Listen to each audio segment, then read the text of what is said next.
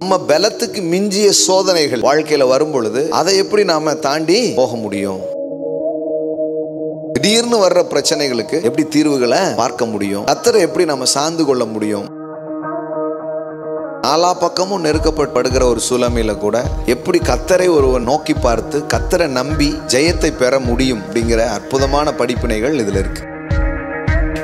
யோசபாத் இவன் ஒரு ராஜாவுக்கு விரோதமா 4 ராஜாக்கள் என்ன பண்றாங்க, அவனை சூழ்ந்துக்குறாங்க எல்லா பக்கத்துலயும். அப்பொழுது யோசபாத் பயம் வருது பாருங்களேன்.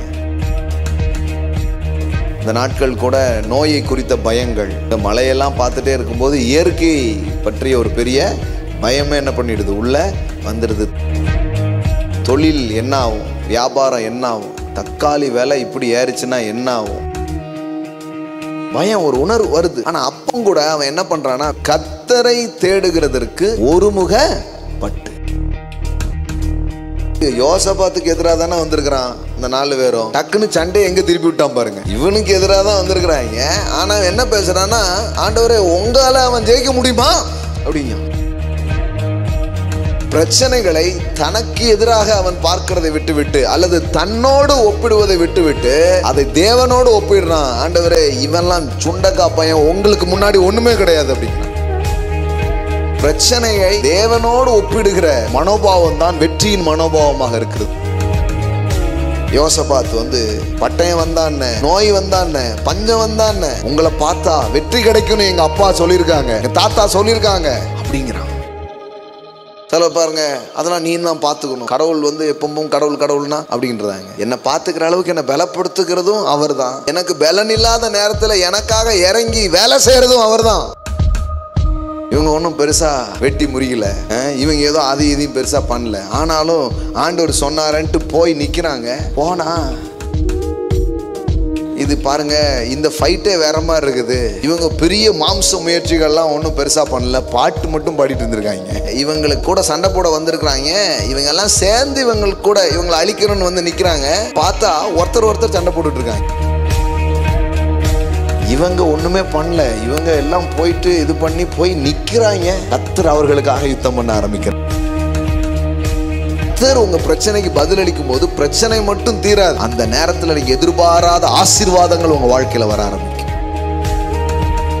கர்த்தரிடத்துக்கு நாலா பக்கமும் பிரச்சனையை நெருக்கி இருக்கிற நேரத்துல பயத்தின் வேலையில கூட என்னை படைத்தவரை, என்னை உண்டாக்கினவரை நோக்கி பார்க்கிறேன் அப்படின்னு வரும்போதே ஜெயம் ஆரம்பிச்சிருது. இன்றைக்கு ஒரு குறிப்பிட்ட அதிகாரத்தை வாசித்து அதில் இருக்கிற ஆசீர்வாதமான சத்தியங்களை நான் உங்களோடு கூட பகிர்ந்து கொள்ள விரும்புகிறேன். 2 நாளாகமம் 20வது அதிகாரம். இந்த அதிகாரம் முழுவதுமே நாம் படிப்பதற்கு அநேக காரியங்கள் இருக்கிறது. நிறைய நேரம் பல பேருக்கு நம்பிக்கை கொடுத்த ஒரு பகுதி. அதனால் இன்றைக்கி இந்த அதிகாரத்தை ஃபோக்கஸ் பண்ணலாம். இதில் என்ன கற்றுக்க முடியும் அப்படின்னு பார்த்தீங்கன்னா, நிறைய காரியங்கள் இருக்குது. நாலா பக்கமும் நெருக்கப்படுகிற ஒரு சூழ்நிலையில் கூட எப்படி கர்த்தரை ஒருவன் நோக்கி பார்த்து கர்த்தரை நம்பி ஜெயத்தை பெற முடியும் அப்படிங்கிற அற்புதமான படிப்பினைகள் இதில் இருக்குது. அதாவது எல்லா வழியும் அடைக்கப்பட்டிருந்தா கூட எப்படி வாழ்க்கையில் மேலே வர முடியும். இன்னும் சொல்லப்போனால் இதை இன்னொரு விதத்தில் சொல்லலாம், நம்ம பலத்துக்கு மிஞ்சிய சோதனைகள் வாழ்க்கையில் வரும் பொழுது அதை எப்படி நாம் தாண்டி போக முடியும் அப்படிங்கிறத நாம் இதில் படிக்கலாம். இது வாழ்க்கையில் ஒரு ஜெயத்தில் போயிட்டுருக்கும்போது திருப்பி ஏதோ ஒரு சேலஞ்ச், நல்லா போயிட்டுருக்கு ஆனால் திடீர்னு ஒரு சேலஞ்ச், இதை எப்படி நாம் சமாளிக்கிறது அப்படின்ட்டு அதை கற்றுக்க முடியும். திடீர்னு வர்ற பிரச்சனைகளுக்கு எப்படி தீர்வுகளை பார்க்க முடியும், கர்த்தரை எப்படி நம்ம சார்ந்து கொள்ள முடியும். வாழ்க்கையில் நம்ம எதிர்க்கிற சக்திகள் எவ்வளோ பெருசாக இருந்தாலும் கர்த்தரை சார்ந்து கொண்டு கர்த்தரை நம்புவதன் மூலம் நாம் விடுதலையையும் வெற்றியையும் எப்படி பார்க்கலாம் அப்படிங்கிறத பற்றி ஒரு அற்புதமான ஒரு போதனை ஸோ இந்த பகுதிகளில் அடங்கியிருக்கு. அதை அப்படி படிக்கலாம். இன்னும் நிறைய காரியங்கள் இதில் இருக்குது. படிக்கும்போது ஒன்றொன்னா சொல்கிறேன். தேவன் எப்படி நமக்காக யுத்தங்களை செய்கிறார். நம்ம சைடு சொல்கிறோம் இல்லையா, the battle belong to the Lord. யுத்தம் கர்த்தருடையது அப்படின்னு சொல்கிறோம். கர்த்தர் எப்படி நமக்காக யுத்தம் செய்கிறார், அதை நம்ம சார்பில் அவர் எப்படி கிரியை செய்கிறார் அப்படிங்கிறதெல்லாம் இந்த பகுதிகள் என்ன பண்ணலாம், படிக்கலாம். வேத வசனங்களை நம்முடைய வாழ்க்கையின் சவால்களில் நடுவில் எப்படி பயன்படுத்தலாம், எப்படி படிக்கலாம், அப்படி பல்வேறு காரியங்கள் இந்த 20வது அதிகாரத்தில் அடங்கியிருக்கிறது. ஸோ இதை நம்ம பார்க்கலாம். நமக்கு அவ்வளோ ஆசீர்வாதமாக இருக்குன்னு சொல்லிட்டு நம்புகிறேன். அப்படியே வாசித்து ஒவ்வொன்றா அப்படி சொல்லிகிட்டே வரேன் நான் உங்களுக்கு. 2 நாளாகமும் 20ஆம் அதிகாரம் 1வது வசனத்திலிருந்து. இதற்கு பின்பு மோவா புத்திரரும் அம்மான் புத்திரரும் அவர்களோட அம்மானியருக்கு அப்புறத்தில் உள்ள மனுஷரோடு கூட யோசபாத்திற்கு விரோதமாய் யுத்தம் பண்ண வந்தார்கள். சிலர் வந்து யோசபாத்தை நோக்கி, உமக்கு விரோதமாக ஏராளமான ஜனங்கள் கடலுக்கு அக்கறையில் இருக்கிற சீரியாவில் இருந்து வருகிறார்கள். இதோ அவர்கள் எங்கேதியாகிய ஆசோசான் தாமாரில் இருக்கிறார்கள் என்று அறிவித்தார்கள். அப்பொழுது யோசபாத் பயந்து கர்த்தரை தேடுகிறதற்கு ஒருமுகப்பட்டு யூதாவெங்கும் உபவாசத்தை கூறுவித்தான். பாருங்க என்ன நடக்குது அப்படின்னா, இவன் வந்து ஒரு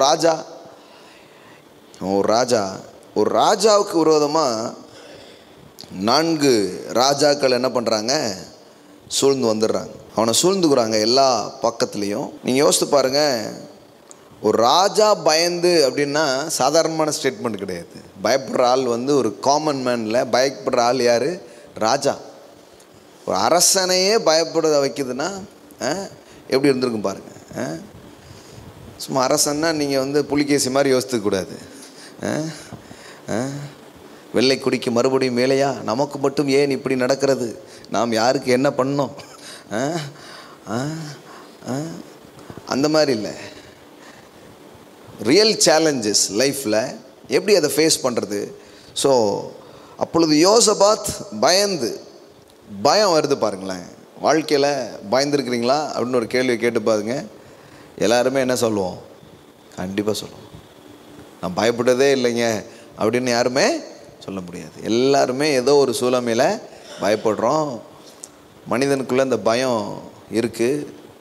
ஒவ்வொருத்தரும் எப்போதும் பயந்துட்டே இல்லாட்டினாலும் பயப்படுற மாதிரி சூழலை வாழ்க்கையில் சந்திச்சிருக்கிறோம். இப்போ அந்த மாதிரி ஒரு நேரங்களில் கூட நம்ம என்ன பண்ணலாம், எவ்வளோ உரமான ஆளும் எவ்வளோ தைரியமான ஆளும் சில காரியங்கள் வாழ்க்கையில் வரும் பொழுது ஒரு பயம் என்ன பண்ணிடுது, வந்துடுது பாருங்கள். இந்த நாட்கள் கூட நோயை குறித்த பயங்கள் மக்களுக்குள்ளே நிறைய.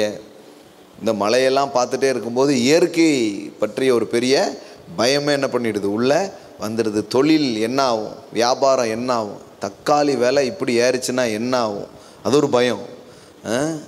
பெட்ரோல் விலை ஏறுத, விலைவாசி குறித்த ஒரு பயம் மக்களுக்கு இன்றைக்கி வந்து ஒரு சில விஷயங்களில் எத்தனையோ விதமான பயங்கள் இருக்குது. சைக்காலஜிக்கலே இதில் வந்து ஒரு ஸ்டடியே இருக்குது. ஃபோபியோ அப்படின்னு சொல்கிறாங்க. பல்வேறு ஃபோபியோக்கள் மக்களுக்கு இருக்குது அப்படின்னு அதை ஒரு பெரிய பட்டியல் வச்சு ஒவ்வொரு பயத்துக்கும் ஒவ்வொரு பேர் வச்சுருக்கிறாங்க. சிலருக்கு உயரத்தை பார்த்தா பயம், சிலருக்கு ஆழத்தை பார்த்தா பயம், விமானத்தில் ஏறுறன்னா பயம், பூச்சிகளை பார்த்தா கூட பயம், இப்படி நிறைய பயம் இருக்குது. நிற்க பயம், உட்கார பயம், எந்திக்க பயம், எல்லாம் பயம் அப்படிங்கிற மாதிரி எல்லாமே ஒரு ஃபியர் அப்படின்ட்டு. ஸோ இது எல்லாருமே வாழ்க்கையில் சந்திக்கிறோம். நான் பயப்பட்டதே இல்லைன்னு யாருமே சொல்ல முடியாது. ஆமாம், பயப்படுறோம். ஆனால் பயங்கிறது ஒரு விஷயம் கிடையாது. அந்த பயமான சூழ்நிலை, அப்படி பயப்படுற அளவுக்கு ஒரு சூழ்நிலையில் கூட நாம் வந்து என்ன செய்ய முடியும், என்ன செய்யலாம் அப்படிங்கிறத வேதவசனம் நமக்கு கற்றுத்தருகிறது.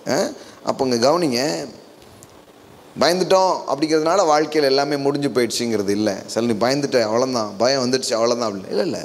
பயம் உள்ளே வருது, பயப்படுற மாதிரி சில காரியங்கள் என்ன பண்ணுது, நடக்குது. ஆனால் அப்போ என்னென்ன ஒரு மனுஷன் செய்யணும் அப்படிங்கிறது தான் இங்கே சொல்லியிருக்கு பாருங்கள். தாவீது வந்து இது எப்படி சொல்கிறான், நான் பயப்படும் நாளில் உம்மை நம்புவேன். ஆமென். எல்லாம் சொல்லுவோம், நான் பயப்படும் நாளில் உம்மை நம்புவேன். அப்போது ஃபியர் உள்ளே வருது, பயம் உள்ளே வருது. என் பொருளாதாரம் என்ன ஆகுமோ, என்னுடைய எதிர்காலம் என்ன ஆகுமோ, ஒருவேளை இந்த நோய் என்ன பண்ணிடுமோ, இல்லை இந்த மனிதர்கள் எனக்கு என்ன செஞ்சிடுவாங்களோ, அல்லது இந்த தேவையில் நான் என்ன பண்ண போகிறேன் அப்படின்னு ஏதோ ஒரு பயம் உள்ளே மனுஷனை வாட்டுது பாருங்களேன். சிலர் தாண்டி போயிடுறாங்க, சிலர் பயப்படுறாங்க. இது ஒரு நார்மலான மனிதன் பயப்படுற பயம் இல்லை. ஒரு ராஜாவே பயப்படுறான்னா அப்போ மேட்ரு கொஞ்சம் எப்படி இருக்குது, சீரியஸாக இருக்குதுன்னு அர்த்தம். சாதாரணமானது இல்லை. ஒரு ராஜாக்கே என்ன வருது, பயம் வருது. அப்போ பயப்படும் போது நான் என்ன பண்ணும், பயப்படுகிறது போன்ற ஒரு சூழ்நிலைகள் வாழ்க்கையில் வரும் பொழுது என்ன செய்கிறது, சில பேர் இன்னுமே என்ன செய்கிறது அப்படியே ஓடி தான் நிற்கிறது. வேதவசனம் எப்போவுமே தீர்வின் புத்தகம். It's a book of answer. வெறும் கேள்விகளை எழுப்புகிற அல்லது இப்படி தான் இருக்கும் சமாளிச்சுட்டு போ அப்படி சொல்கிற ஒரு புத்தகம் கிடையாது. It's a book of answer. அப்போ வேதவசனம் சொல்லுகிறது, தாவீது மன்னன் சொல்லுகிறான், நான் பயப்படுகிற நாளில் உம்மை நம்புவேன். when I am afraid I will put my trust and faith in you. நான் பயப்படும் போது நான் என்ன பண்ணுறேன்னா என்னுடைய நம்பிக்கையை, என்னுடைய விசுவாசத்தை உம்மீது நான் செலுத்த ஆரம்பிக்கிறேன். நான் பயப்படும் நாளில் உம்மை நம்புவேன். இந்த வார்த்தையை சொல்லுவோமா, நான் பயப்படும் நாளில் உம்மை நம்புவேன். ஆமென். அப்போ இதுதான் பயத்தை ஓவர் கம் பண்ணுறதுக்கான வழி. பயத்தை எப்படி மேற்கொள்கிறது, நான் பயப்படும் நாளில் உம்மை நம்புவேன். அது என்ன, ஏதோ ஒரு காரியம் பெருசு மாதிரி தெரிஞ்சு நம்மளை பயங்காட்டுது. ஆனால் அந்த டைமில் இது பெரிய விஷயமே கிடையாது. கர்த்தர் பெரியவர், என் தேவன் பெரியவர் அப்படின்னு கர்த்தருக்கு நேராக மனசை திருப்பும்போது, அவரை ஒரு மனுஷன் பார்க்க ஆரம்பிக்கும் போது பயம் என்ன பண்ண ஆரம்பிக்குது, விலக ஆரம்பிக்கும். இப்போ இங்கே கவனித்து பார்த்தீங்கன்னா, தாவீதும் ஒரு ராஜா தான், யோசபாத்தும் ஒரு ராஜா தான். பாருங்கள், ராஜாக்களே பயந்துருக்கிறாங்க. நம்ம நம்மளும் ஒரு விதத்தில் ராஜா தான்.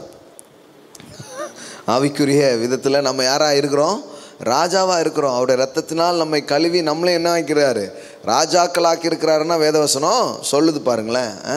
அதனால் இந்த ராஜாவுக்கும் சில நேரம் என்ன வந்துடுது, பயம் வந்துடுது. ஆனாலும் நாம் என்ன பண்ண முடியும்னா, அந்த பயம் நம்மளை நிறுத்தாமல் நாம் அந்த பயத்தை நிறுத்த முடியும். என்ன பண்ணாம பாருங்கள். அப்பொழுது யோசபாத் பயந்து, சிலர் பயந்து ஓடி அப்படின்னு இருக்கும், பயந்து உட்கார்ந்து இருக்கும், பயந்து தவறான முடிவுகள் எடுக்கிறது நாம் பார்க்கிறோம். அதாவது பயம் என்கிறது ஒரு உணர்ச்சி, ஒரு உணர்வு. அந்த உணர்ச்சி நம்மளை நடத்தாமல் நாம் தேவனை நோக்கி நாம் பயணம் பண்ண ஆரம்பிக்கும் போது அந்த உணர்வு கீழ்ப்பட ஆரம்பிக்குது. அந்த உணர்வுகளை நாம் மேற்கொள்ள ஆரம்பிக்கிறோம் பாருங்களேன். பயம் வந்தவுடனே என்னெல்லாமோ பேசிடுறது அல்லது என்னெல்லாமோ செஞ்சிடுறது அப்படி இல்லாமல், பயப்படும் போது யோசபாத் பயந்து என்ன பண்ணா அதான் முக்கியம். வேதவசனம் சொல்லுது, துன்மார்க்கன் ஒருவனும் தொடராதிருந்து ஓடி போகிறான். பயத்தில் என்னெல்லாமோ மக்கள் என்ன பண்ணிடுறாங்க, செஞ்சிடறாங்க, உளறிடுவாங்க, ஏதாவது தப்பான முடிவுகளை எடுத்துருவாங்க. ஆனால் பயம் ஒரு உணர்வு வருது. ஆனால் அப்பவும் கூட அவன் என்ன பண்ணுறான்னா, வேதவசனம் சொல்லுகிறது, கர்த்தரை தேடுகிறதற்கு ஒருமுகப்பட்டு. எப்படி பயத்தை அவங்க மேற்கொள்கிறான்னா, கர்த்தரை தேடுகிறதற்கு ஒருமுகப்பட்டு. நான் ஆண்டவரை நோக்கி பார்க்க போகிறேன், கர்த்தரை நான் நோக்கி பார்க்க போகிறேன். அப்போது பயப்படுற அளவுக்கு ஒரு சூழ்நிலைகள் எல்லாருமே வாழ்க்கையில் எங்கேயோ நம்ம சந்திக்க தான் செய்கிறோம். ஆனால் அந்த மாதிரி டைமில் கூட நமக்கு நிச்சயமாக தீர்வு இருக்குது. தேவனை ஒரு மனிதன் நோக்கி பார்ப்பது தான் தீர்வாக இருக்கிறது. அப்போது நான் பயப்படும் நாளிலே உம்மை நம்புவேன். கவனிங்க, அப்பொழுது யோசபாத் பயந்து கர்த்தரை தேடுகிறதற்கு ஒருமுகப்பட்டு, நல்ல ஆழமான வார்த்தையை என்ன பண்ணியிருக்கிறாங்க, யூஸ் பண்ணியிருக்கிறாங்க. ஒரு முகம் அப்படின்னா என்ன, ஃபுல் கான்சியஸாக அவரை நோக்கி பார்க்குறான். அவரை நோக்கி பார்க்குறதுக்கு தன்னை அவன் என்ன பண்ணிக்கிறான்னா செட் பண்ணுறான், பண்ணி அவரையே அவன் என்ன பண்ணுறான், நோக்கி பார்க்குறான். வேதவசனம் சொல்லுகிறது, யூதாவெங்கும் உபவாசத்தை கூறுவித்தான். இந்த ஃபாஸ்டிங் பர்பஸே என்னென்னா, அது ஒரு விதத்தில் நமக்கு உதவி செய்யுது. எந்த விதத்தில் உதவி செய்யுதுன்னா, என்னுடைய கான்சியஸை, என்னுடைய கவனத்தை நான் தேவன் பேரிலே செலுத்துவதற்கு அது ஒரு உதவியாக அது இருக்கு பாருங்க. அந்த விதத்தில் உபவாசம் வந்து ரொம்ப யூஸ்ஃபுல் பாருங்க. நம்ம ஆட்கள் உபவாசம்னால என்ன நினச்சிக்கிறாங்கன்னா, அங்கங்கே சுற்றிக்கிட்டே இருப்பாங்க. என்ன பதில்னு கேட்டால் உபவாசம் அப்படிம்பாங்க. அதுக்கு பேர் பட்டினி. இவங்களுக்கு பட்னியாக கிடக்கிறதுக்கும் உபவாசத்துக்கும் வித்தியாசமே தெரியல. அவங்க என்ன நினைக்கிறாங்க, நீ சாப்பிடல அப்படின்னா அதுக்கு பேர் உபவாசம் அப்படின்னு நினைக்கிறாங்க. உபவாசம்னா பாருங்கள், தமிழ் வார்த்தையில் இப்படி சொல்கிறாங்க. தமிழில் வந்து உபன் அப்படின்னா கடவுள், வாசம் அப்படின்னா கடவுளோடு வாசம் பண்ணுதல், அதுதான் உபவாசம். என் கவனம் வந்து கண்ட காரியத்தில் இருக்குதுங்க, இல்லை என் கவனம் எங்கெல்லாமோ போயிடுச்சுங்க, நான் கொஞ்சம் என் கவனத்தை ஆண்டவர் பேரில் செலுத்த போகிறேன், அதையும் இதையும் சாப்பிட்டா தூக்கம் தான் வரும், அதனால் இன்றைக்கி கொஞ்ச நேரம் நான் கர்த்தரையே நோக்கி பார்ப்பதற்கு இந்த நாளை செலவு செய்ய போகிறேன் அப்படின்னீங்கன்னா அதுக்கு பேர் ஃபாஸ்டிங். ஸோ ஃபாஸ்டிங்னா சாப்பிடாமல் இருக்கிறதுன்னு நிறைய பேர் நினச்சிக்கிறாங்க.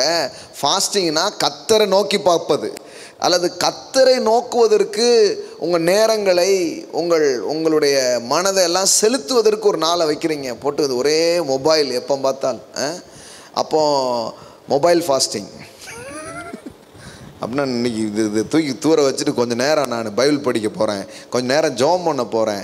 பல்வேறு காரியங்கள் என் வாழ்க்கையை வந்து ஆக்கிரமிக்குது, என்னுடைய ஸ்பிரிச்சுவல் லைஃப்பை வந்து நான் முன்னேறி போக விடாமல் தடுக்குது, என் கவனத்தை வேறு எதெல்லாமோ திருப்புது, அதனால் நான் கர்த்தரிடத்திலே என்னுடைய நேரத்தை செலவு பண்ண போகிறேன் அப்படி நினைக்கிறது தான் உபவாசம். பாருங்களேன், உபவாசம் போட்டுக்கிட்டு ஊர் புறம் சுற்றிக்கிட்டு கண்ட வேலையும் பார்த்துக்கிட்டு கேட்டால் நான் வந்து ஃபாஸ்டிங் ஃபாஸ்டிங்கிறீங்க, என்ன ஃபாஸ்டிங்? அப்போ இவங்க என்ன நினைக்கிறாங்கன்னா, பட்னியாக இருந்தேன்னா ஏதோ ஒன்று நடக்கும் போல் எனக்கு அப்படின்னு நினைக்கிறாங்க. அப்படி இல்லை பாருங்கள். கர்த்தரை தேடுகிறதுக்கு ஒரு நேரத்தை நான் ஒதுக்க முடியும் அப்படிங்கிறது தான் ஃபாஸ்டிங்காகவே இருக்குது. சரி, இப்போ ஃபாஸ்டிங் பற்றி பேசுகிறோன்னா இன்னும் டைம் ஆகிடும், சப்ஜெக்ட் அப்படியே இழுத்துட்டு போய்டும். ஃபாஸ்டிங்னா இன்னொன்று சொல்கிறேன் பாருங்கள். ஃபாஸ்டிங்னா சாப்பிடாமல் இருக்கிறது இல்லை, கர்த்தரை நோக்கி பார்ப்பதற்கு கவனத்தை திருப்புகிற ஒரு காரியம். இன்னொன்று சொல்கிறேன் பாருங்கள். ஃபாஸ்டிங்னா என்ன தெரியுமா? நீங்கள் சாப்பிடாமல் இருக்கிறது ஃபாஸ்டிங் நிறைய பேர் நினைக்கிறாங்க. இல்லை, கொஞ்சம் பேருக்கு சாப்பாடு கொடுக்கறது தான் ஃபாஸ்டிங். பைபிளில் போட்டிருக்கு. எது உண்மையான உபவாசம்? இங்கே என்ன நினச்சிக்கிறாங்க, உபவாசம்னா இவன் பட்னியாக கிடக்கிறது உபவாசம். இல்லை, பட்னியாக கிடக்கிறவனுக்கு சாப்பாடு கொடுக்கறது தான் உபவாசம். ஏசாயா அதில் நீங்கள் வாசித்தீங்கன்னா அது அப்படியே இருக்குது. எனக்கு உகந்த உபவாசம் எது தெரியுமா? உபவாசம் நீ நினச்சிட்ருக்கிய, எனக்கு பிடிச்ச ஒரு உபவாசம் இருக்குதுன்னு கடவுளே சொல்கிறாரு. எது எனக்கு உகந்த உபவாசம்? சிறுமைப்பட்டவன், சூப்பர்மா, ஏசாயா 58:7 பாருங்கள். பசி உள்ளவனுக்கு, அந்த அதிலிருந்தே போடுங்களேன் அந்த ஃபாஸ்டிங். அக்கிரமத்தின் கட்டுகளை அவிழ்க்கிறதும் நுகத்தடியின் பிணையல்களை நெகிழ்கிறதும் நெருக்கப்பட்டு இருக்கிறவர்களை விடுதலை ஆக்குகிறதும் சகல நுகத்தடிகளை உடைத்து போடுகிறதும், பசி உள்ளவனுக்கு உன் ஆகாரத்தை பகிர்ந்து கொடுக்கிறதும் துரத்துண்ட சிறுமையானவர்களை வீட்டிலே சேர்த்து கொள்கிறதும் வஸ்திரம் இல்லாதவனை கண்டால் அவனுக்கு வஸ்திரம் கொடுக்கிறதும் உன் மாம்சமானவனுக்கு உன்னை ஒழிக்காமல் இருக்கிறதும் அல்லவோ எனக்கு உகந்த உபவாசம். இதெல்லாம் நிறைய பேர் உபவாச கூட்டத்தில் இதெல்லாம் பேசுகிறதே இல்லை. இவங்க உபவாசம்னா நான் இப்படியே பட்னியாக கடந்து ஊழ விடுறதுன்னு நினச்சிக்கிறாங்க. எப்படி போட்டிருக்கு பாருங்கள். பைபிள் பாருங்கள், எவ்வளோ அற்புதமான ஒரு புத்தகம், கடவுளுடைய வார்த்தை. இதெல்லாம் சொல்லலை பாருங்கள். இது எப்படி சொல்லியிருக்கு பாருங்கள். உபவாசம்னா என்ன? பசி உள்ளவனுக்கு ஆகாரத்தை கொடுக்கறது. நாளைக்கு இன்னைக்கு சாப்பிடல, நல்ல மிச்சம், நீங்கள் சாப்பிட்லன்னா அதில் என்ன, என் சாப்பாட்டை 4 பேருக்கு நான் கொடுக்குறது. அப்போ உபவாசங்கிறது ரொம்ப டிஃப்ரெண்ட் பாருங்கள். பிபிலிக்கல் விதத்தில் நீங்கள் பார்த்தீங்கன்னா அது ரொம்ப வித்தியாசமான ஒரு அர்த்தம் இருக்குது. ஒன்று, அது கடவுளுக்கு முன்னாடி வந்து நிற்கிறது, இல்லைன்னா மனுஷனுக்கு உதவியான ஒன்றை செய்வது, அதுதான் உபவாசம். ரைட், கவனிப்போம். அப்பொழுது யோசபாத் பயந்து கர்த்தரை தேடுகிறதுக்கு ஒருமுகப்பட்டு யூதாவெங்கும் உபவாசத்தை கூறுவித்தான். எல்லாரும் வாங்க, இன்னைக்கு சோறு கனி கறி பொங்கிட்டு இருக்கிறதெல்லாம் இருக்கட்டும், வாங்க எல்லாரும் இணைஞ்சு கர்த்தரை என்ன பண்ணுவோம், தேடுவோம் என்று ஒரு நாளை அவன் நியமிக்கிறான். அப்படியே யூதா ஜனங்கள் கர்த்தரிடத்தில் சகாயம் தேட கூடினார்கள். ஒரு பெரிய அந்த மக்கள் கூட்டமே கூடிடுச்சு. ஏன்னா 4 பக்கமும் எதிரிகள் சூழ்ந்து அவ்வளோதான், நம்ம ஒன்றுமே பண்ண முடியாதுங்கிற மாதிரி ஒரு சூழல் அவங்களுக்கு ஏற்பட்டது. அதனால் எல்லா மக்களும் அங்கே என்ன பண்ணுறாங்க, கர்த்தரிடத்திலே உதவியை தேடும்படி அவர்கள் கூடினார்கள். யூதாவில் உள்ள எல்லா பட்டணங்களிலும் இருந்து அவர்கள் கர்த்தரை தேட வந்தார்கள். பாருங்கள், இந்த மாதிரி ஏதாவது ரொம்ப இக்கட்டான இது ஆன பிறகு தான் ஒரு கூட்டம் கூடுது. ஆமாம். ஆனாலும் கர்த்தர் பாருங்க, எப்போ அவரை கூப்பிட்டாலும் எந்த சூழ்நிலையில் நோக்கி பார்த்தாலும் அவர் உதவி செய்கிறார். சகாயம் தேட, என்ன அருமையான வார்த்தை பாருங்க, கர்த்தரிடத்தில் சகாயம் தேட கூடினார்கள். நல்ல வார்த்தை பாருங்க, கர்த்தரிடத்தில் சகாயம் தேட கூடினார்கள்.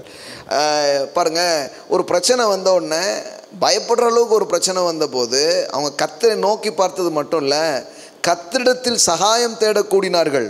வேறு நிறைய யோசிக்கலாம். என்ன யோசிச்சிருக்கலாம், வேறு ஏதாவது நமக்கு தெரிஞ்ச 4 ராஜாக்களை கூட்டிகிட்டு வரலாமா சண்டைக்கு, இவங்க கூட சண்டை போடுறதுக்கு, இல்லை வேறு என்ன யுக்திகளை நம்ம பயன்படுத்தலாம், என்ன மாதிரி விஷயங்களை நம்ம பண்ணலாம், இப்படி எத்தனையோ காரியங்களை யோசிக்கலாம். ஆனால் கூட அவங்க என்ன பண்ணுறாங்கன்னா, கர்த்தர் நமக்கு உதவி செய்யக்கூடிய ஒருத்தர் இருக்கிறார், அவரை நாம் நோக்கி பார்ப்போம் அப்படின்னு ஒரு மாம்சீக ரீதியாக அவங்க யோசிக்காமல் தேவன் நமக்கு உதவக்கூடியவர் என்கிற ஒரு மனதோடு அவங்க என்ன பண்ணுறாங்க, தேடுறாங்க. யூதாவில் உள்ள எல்லா பட்டணங்களிலும் இருந்து அவர்கள் கர்த்தரை தேட வந்தார்கள். அப்பொழுது யோசபாத் கர்த்தருடைய ஆலயத்திலே புது பிரகாரத்துக்கு முகப்பிலே யூதா ஜனங்களும் எருசலேமியரும் கூடின சபையிலே நின்று இப்போ ஜெபம் பண்ணுறாங்க. இது கவனிங்க, ஒரு பிரச்சனையான நேரத்தில் கர்த்தரை நோக்கி பார்க்கறது மட்டும் இல்லை, எப்படி ஜெபங்கள் ஏறெடுக்கப்படுகிறது அப்படின்னு பாருங்கள். வாழ்க்கையின் சவாலான நேரங்களில் கூட ஒரு மனிதன் எப்படி ஜெபிக்கிறது அப்படிங்கிறது பாருங்கள். அதுவும் பழைய ஏற்பாட்டு நாட்களிலே எவ்வளோ அழகாக ஜெபங்களை ஏறெடுத்துருக்குறாங்க அப்படிங்கிறது பாருங்கள். அது நமக்கு கூட நிறைய நேரத்தில் பெரிய உதவியாக இருக்கும் பாருங்கள். எங்கள் பிதாக்களின் தேவனாகிய கர்த்தாவே, போயிட்டான் அவன் ஆர்ஜின், எங்கே ஆரம்பிச்சிச்சோ அங்கே என்ன பண்ணிட்டான், போயிட்டான், துவக்கத்துக்கு போயிட்டான். எங்கள் பிதாக்களின் தேவனாகிய கர்த்தாவே, பரலோகத்தில் இருக்கிற நீர் அல்லவோ தேவன். பா நீ பாருங்க, அப்படியே நீங்கள் தான் சுவாமி தேவன், வேற யாருமே கிடையாது. எடுத்த உடனே ஆண்டவரே 4 பேர் வந்துட்டாங்க, ஆண்டவரே 10 பேர் கூட்டிட்டாங்க ஆண்டவரே அப்படின்ட்டுலாம் இல்லை. ப்ரைஸ் லிஃப்டப். நிறைய பேர் நிறைய நினச்சிக்கிறாங்க, வந்த உடனே ஆண்டவர்கிட்ட ஒவ்வொரு பிரச்சனையாக ஒப்பிச்சுக்கிட்டு இருக்கிறது அப்படின்னு நினைக்கிறாங்க. அப்படி இல்லை. எங்கள் பிதாக்களின் தேவனாகிய கர்த்தாவே, பரலோகத்தில் இருக்கிற நீர் அல்லவோ தேவன், தேவரீர் ஜாதிகளுடைய ராஜ்யங்களை எல்லாம் ஆளுகிறவர், உம்முடைய கரத்திலே வல்லமையும் பராக்கிரமும் இருக்கிறது, ஒருவரும் உம்மோடு எதிர்த்து நிற்க கூடாது. பாருங்கள், 2 பாயிண்ட் சொல்கிறேன். முதல்ல பாருங்கள், யார் பிரச்சனைக்கு நடுவில், சவாலான சூழலுக்கு நடுவில் ஜெயத்தை பார்க்குறாங்கன்னா, முதல்ல ஆண்டவரிடத்தில் சகாயம் தேட வர்ற. நம்ம இப்போ நிறைய பேர் இது பண்ணுறதில்ல. ஊரில் எல்லாருக்கிட்டையும் போவாங்க, என்னைக்காவது நின்று ஆண்டவரே இதுக்கு நீங்கள் என்ன ஒரு தீர்வு வச்சுருக்கீங்கன்னு நிற்கிறது இல்லை, கர்த்தரிடத்தில் வர்றதே கிடையாது. அதனால் வாழ்க்கை பூரா சுற்றிக்கிட்டே இருப்பாங்க பாருங்கள் நிறைய பேர். ஆனால் ஒரு மனுஷன் கர்த்தரிடத்துக்கு வந்து 4 பக்கமும் பிரச்சனையை நெருக்கி இருக்கிற நேரத்தில் பயத்தின் வேலையில் கூட, என்னை படைத்தவரே, என்னை உண்டாக்கினவரே, எனக்கு உதவி செய்ய உங்களால் கூடும், ஆகையினால் உம்மை நோக்கி பார்க்கிறேன் அப்படின்னு வரும்போதே ஜெயம் ஆரம்பிச்சிருது. அடுத்தது என்னென்னா, இந்த வார்த்தைகளெல்லாம் நீங்கள் கவனித்து பார்த்தீங்கன்னா தெரியுது, அவன் பிரச்சனையை பெருசாக நினைக்கல, தேவனை பெருசாக நினைக்கிறான்.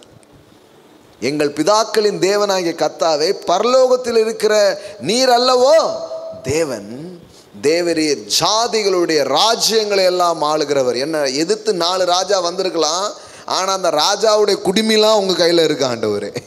என்னை எதிர்த்து சில மனிதர்கள் வந்திருக்கலாம், என்னை எதிர்த்து சில ஆட்கள் நிற்கலாம், ஆனால் நீர் ராஜாக்களுக்கெல்லாம் ராஜா, நீர்தான் ராஜ்யங்களை ஆளுகிறவர்.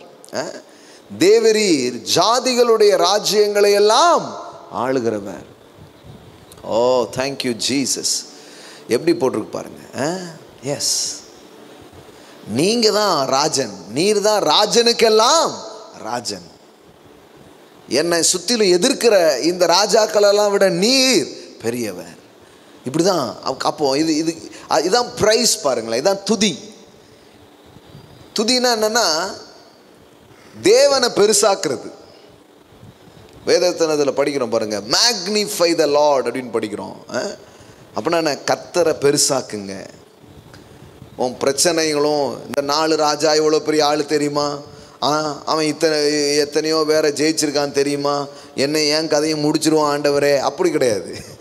பிரச்சனையை பெருசாக பேசுறது இல்லை, தேவனை பெருசாக பேசுகிறான். நீரே ஆளுகிறவர், உம்முடைய கரத்திலே வல்லமையும் பராக்கிரமும் இருக்கிறது. Yes, power and might are in your hand. அது உங்கள் கையில் இருக்கு ஆண்டவரே. என்ன சொல்கிறான் பாருங்க, டக்குன்னு இப்படி சொல்லிக்கிட்டே ஒரு முக்கியமான பாயிண்டை உள்ள சொருவிட்டான். அது என்னன்னு பாருங்க, கரத்திலே வல்லமையும் பராக்கிரமும் இருக்கிறது அப்படி சொல்லிட்டு என்ன சொல்றான், ஒருவரும் உம்மோடு எதிர்த்து நிற்க. என்ன சொல்றான் பாருங்க, there is no one able to take a stand against you. Sir, உனக்கு யோசபாத்துக்கு எதிராக தானே வந்திருக்கிறான் இந்த 4 பேரும். டக்குன்னு சண்டையை எங்கே திருப்பி விட்டான் பாருங்க. இவனுக்கு எதிராக தான் வந்திருக்கிறாங்க. ஆனால் என்ன பேசுகிறான்னா, ஆண்டவரே உங்களால் அவன் ஜெயிக்க முடியுமா? இதுதான் கோர்த்து விடுதது. இது நல்ல விதமாக கோர்த்து விடுதது பாருங்களேன். வழக்கமாக மக்கள் பலிக்கடா வாக்குவாங்க. யாராவது கிடைப்பாங்க, ஒன்றை தான் திட்டுறான் அப்படின்ட்டு போயிடுவான். இவ்வளோ நேரம் யாரை திட்டினான்னு நினைக்க ஒன்றை தான் இவன் கிளம்பிடுவான். கடைசியில் இவங்க 2 பேரும் சண்டை போட்டு எடுப்பாங்க. இவன் என்ன பண்ணுறான் பாருங்க, ஆண்டவரே எனக்கு எதிராக அந்த பிரச்சனை இருக்குது அப்படியே சொல்ல பாருங்களேன். ஒருவரும் உம்மோடு எதிர்த்து நிற்க கூடாது. there is no one able to take a stand against you. உங்களுக்கு எதிராக யாரும் நிற்கவே முடியாது. அப்போ என்ன பண்ணுறான்னா, பிரச்சனைகளை தனக்கு எதிராக அவன் பார்க்கிறதை விட்டுவிட்டு, அல்லது தன்னோடு ஒப்பிடுவதை விட்டுவிட்டு அதை தேவனோடு ஒப்பிடுறான். ஆண்டவரே இவன்லாம் சுண்டக்கா பையன், உங்களுக்கு முன்னாடி ஒன்றுமே கிடையாது அப்படிங்கிறான். அப்படிதான் ஜெயித்த மனிதர்களுக்கு எல்லாருக்குமே அந்த மாதிரி ஒரு மனநிலை இருந்தது பாருங்களேன். நல்லா கவனிச்சு பாருங்க. இது வின்னிங் ஆட்டிடியூட்ஸ். இது ஒரு ஜெயிக்கிற ஒரு மனோபாவம் பாருங்க. எப்படி ஜெயிக்கிற மனோபாவம்னா, வாழ்க்கையின் சவால்களை கடவுளோடு ஒப்பிட்டு பார்க்கறது, வாழ்க்கையின் தேவைகளை தேவனோட கம்பேர் பண்ணி பார்க்குறது. அப்படி பார்த்தீங்கன்னா அது ஒன்றுமே இல்லைன்னா எதையும் சொல்லுவீங்க. எப்பவுமே உங்கள் தேவையை கடவுளோட ஒப்பிட்டு போகும்போது இதெல்லாம் ஒன்றுமே இல்லை அப்படின்றீங்க. என்னன்னா, அந்த தேவைகளை விட என் தேவன் பெரியவர், என்னை எதிர்க்கிற அந்த பிரச்சனைகளை விட கர்த்தர் பெரியவர். அப்போ டக்குன்னு கரெக்டாக கடவுளோட கம்பேர் பண்ணுறான். ஒருவரும் உம்மோடு எதிர்த்து நிற்க கூடாது. அப்போ இந்த பிரச்சனை தனக்கு எதிராய் வந்ததாய் அவன் நினைக்காமல், இந்த சத்துருக்களை இவனுடைய சத்துருக்களாய் நினைக்காமல், இந்த சத்துருக்கள் எல்லாம் உங்களுடைய சத்துரு ஆண்டவரே, உங்கள் பிரச்சனை ஆண்டவரே, அப்படி என்ன பண்ணுறான், தேவன் பக்கமாக அதை அவன் திருப்பி விடுறத பார்க்க முடியுது பாருங்க. ஒருவரும் உம்மோடு எதிர்த்து நிற்க கூடாது, உம்மோடு எதிர்த்து நிற்க கூடாது. நீ பாருங்கள், இது எல்லாரும் இது ஒரு வின்னிங் ஆட்டிடியூட்னு நான் சொன்னேன். வேதாகமத்தில் நீங்கள் இந்த மாதிரி அப்ரோச் பண்ண நிறைய பேர் நீங்கள் பார்க்க முடியும். செங்கடல் பெருசா தேவன் பெருசா அப்படிங்கிறது தான். கடல் 2ஆக பிளக்குது, அப்படி ஒரு கம்பேரிசன் தான் எல்லாமே. தேவைகள் பெருசா தேவன் பெருசா எப்போவுமே வருது பாருங்களேன். என் கரம் குறுகி போயிட்டோ அப்படிங்கிறார் ஆண்டவர். வனாந்தத்தில் எப்படி சாப்பாடு கிடைக்குன்னா, என் கரம் குறுகி போயிட்டோ அப்படி கேட்குறாரு. தாவீது பாருங்க, கோலியாத்துக்கு முன்னாடி நிற்கும் போது அவனுடைய ஆட்டிடியூட் என்னவா இருந்துச்சு? அவன் சொல்கிறான், நீ ஈட்டி பட்டயம் இதெல்லாம் நம்பி வர, நான் தேவனாகிய கர்த்தருடைய நாமத்திலே வருகிறேன், அந்த நாமத்தில் நான் வரேன். உன் நம்பிக்கை உன்னுடைய மாம்ச புயபலங்கள், ஆனால் என் நம்பிக்கை தேவனாக இருக்கிறார்.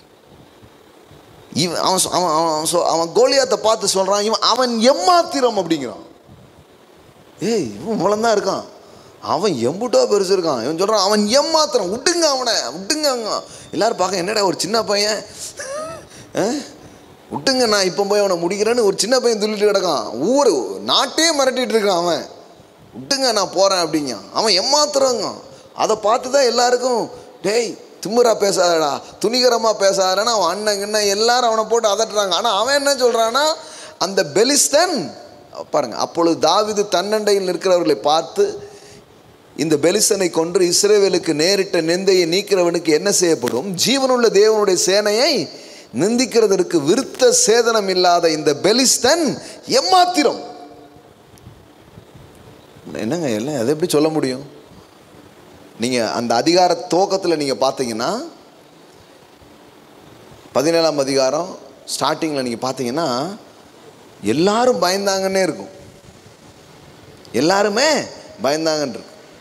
ஆனால் எல்லாரும் பயந்துட்டு இருக்கும்போது தாவீது சொல்கிறான், இவன் நிமித்தம் பாருங்க, இஸ்ரவேல் எல்லாரும் அந்த மனுஷனை காணும்போது மிகவும் பயப்பட்டு அவன் முகத்துக்கு விலகி ஓடி போவார்கள். அப்போ எல்லாரும் பார்த்து பயந்து ஓடி போகிற ஒரு ஆளை விட்டுங்க, நான் அவனை பார்க்கறேன் அப்படிங்க ஒருத்தன்.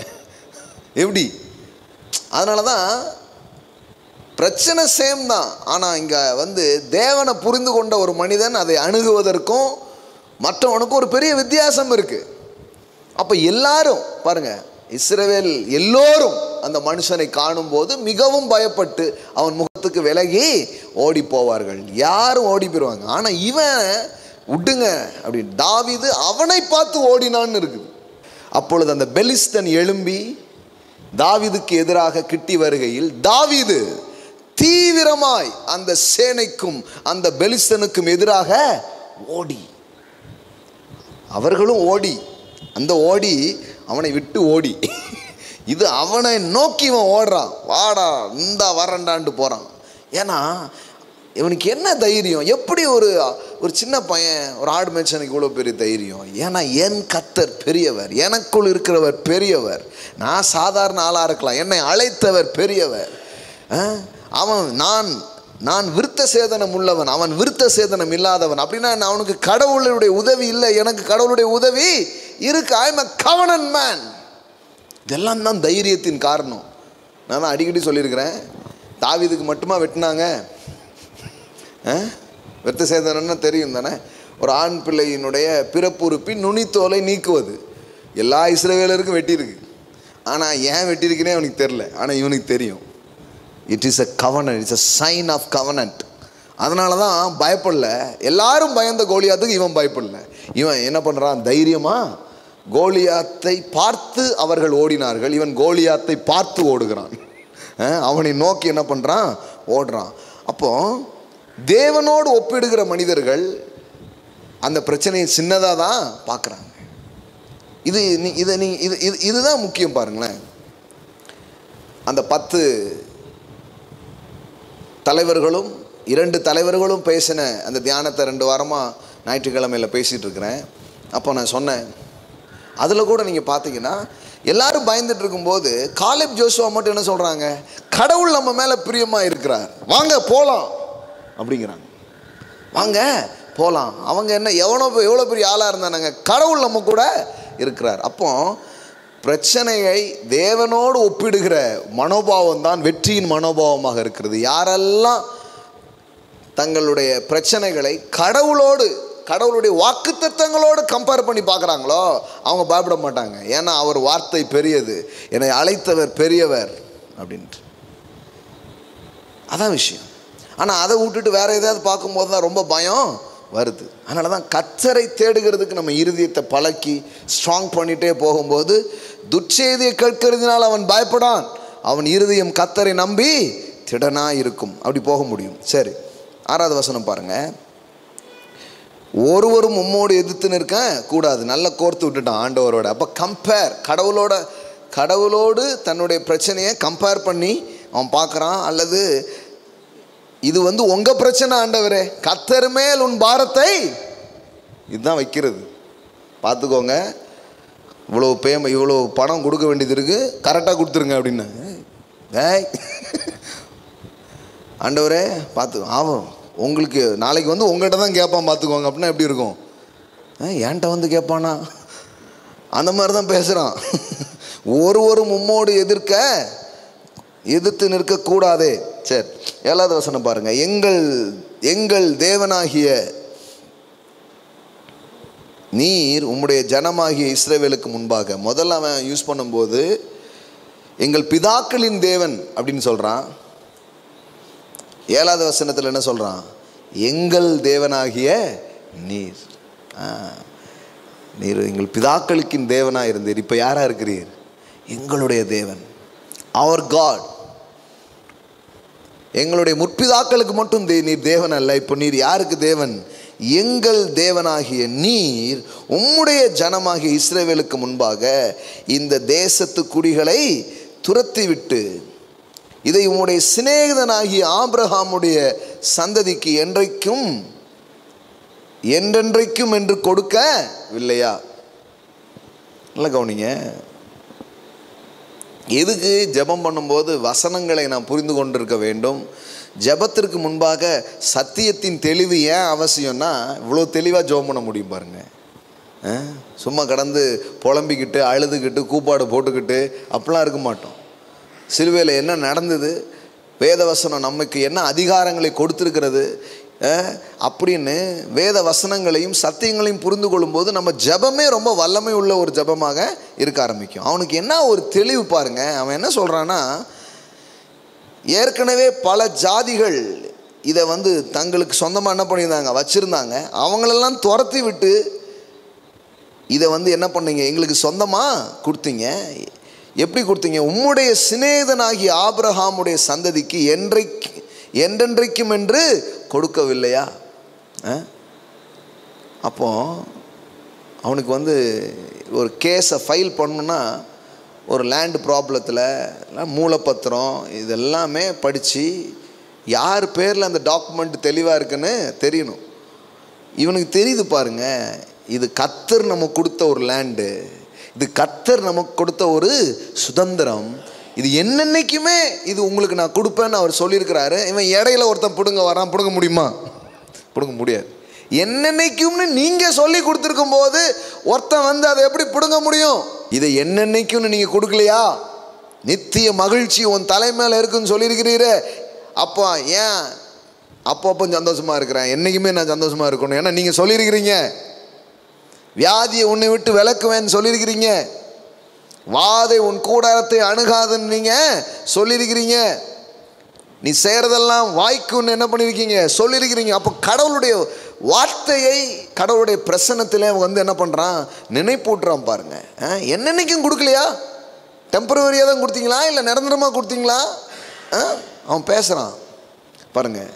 ஆதலால் அவர்கள் இங்கே குடியிருந்து இதிலே உம்முடைய நாமத்திற்கென்று ஒரு பரிசுத்த ஸ்தலத்தை கட்டினார்கள்.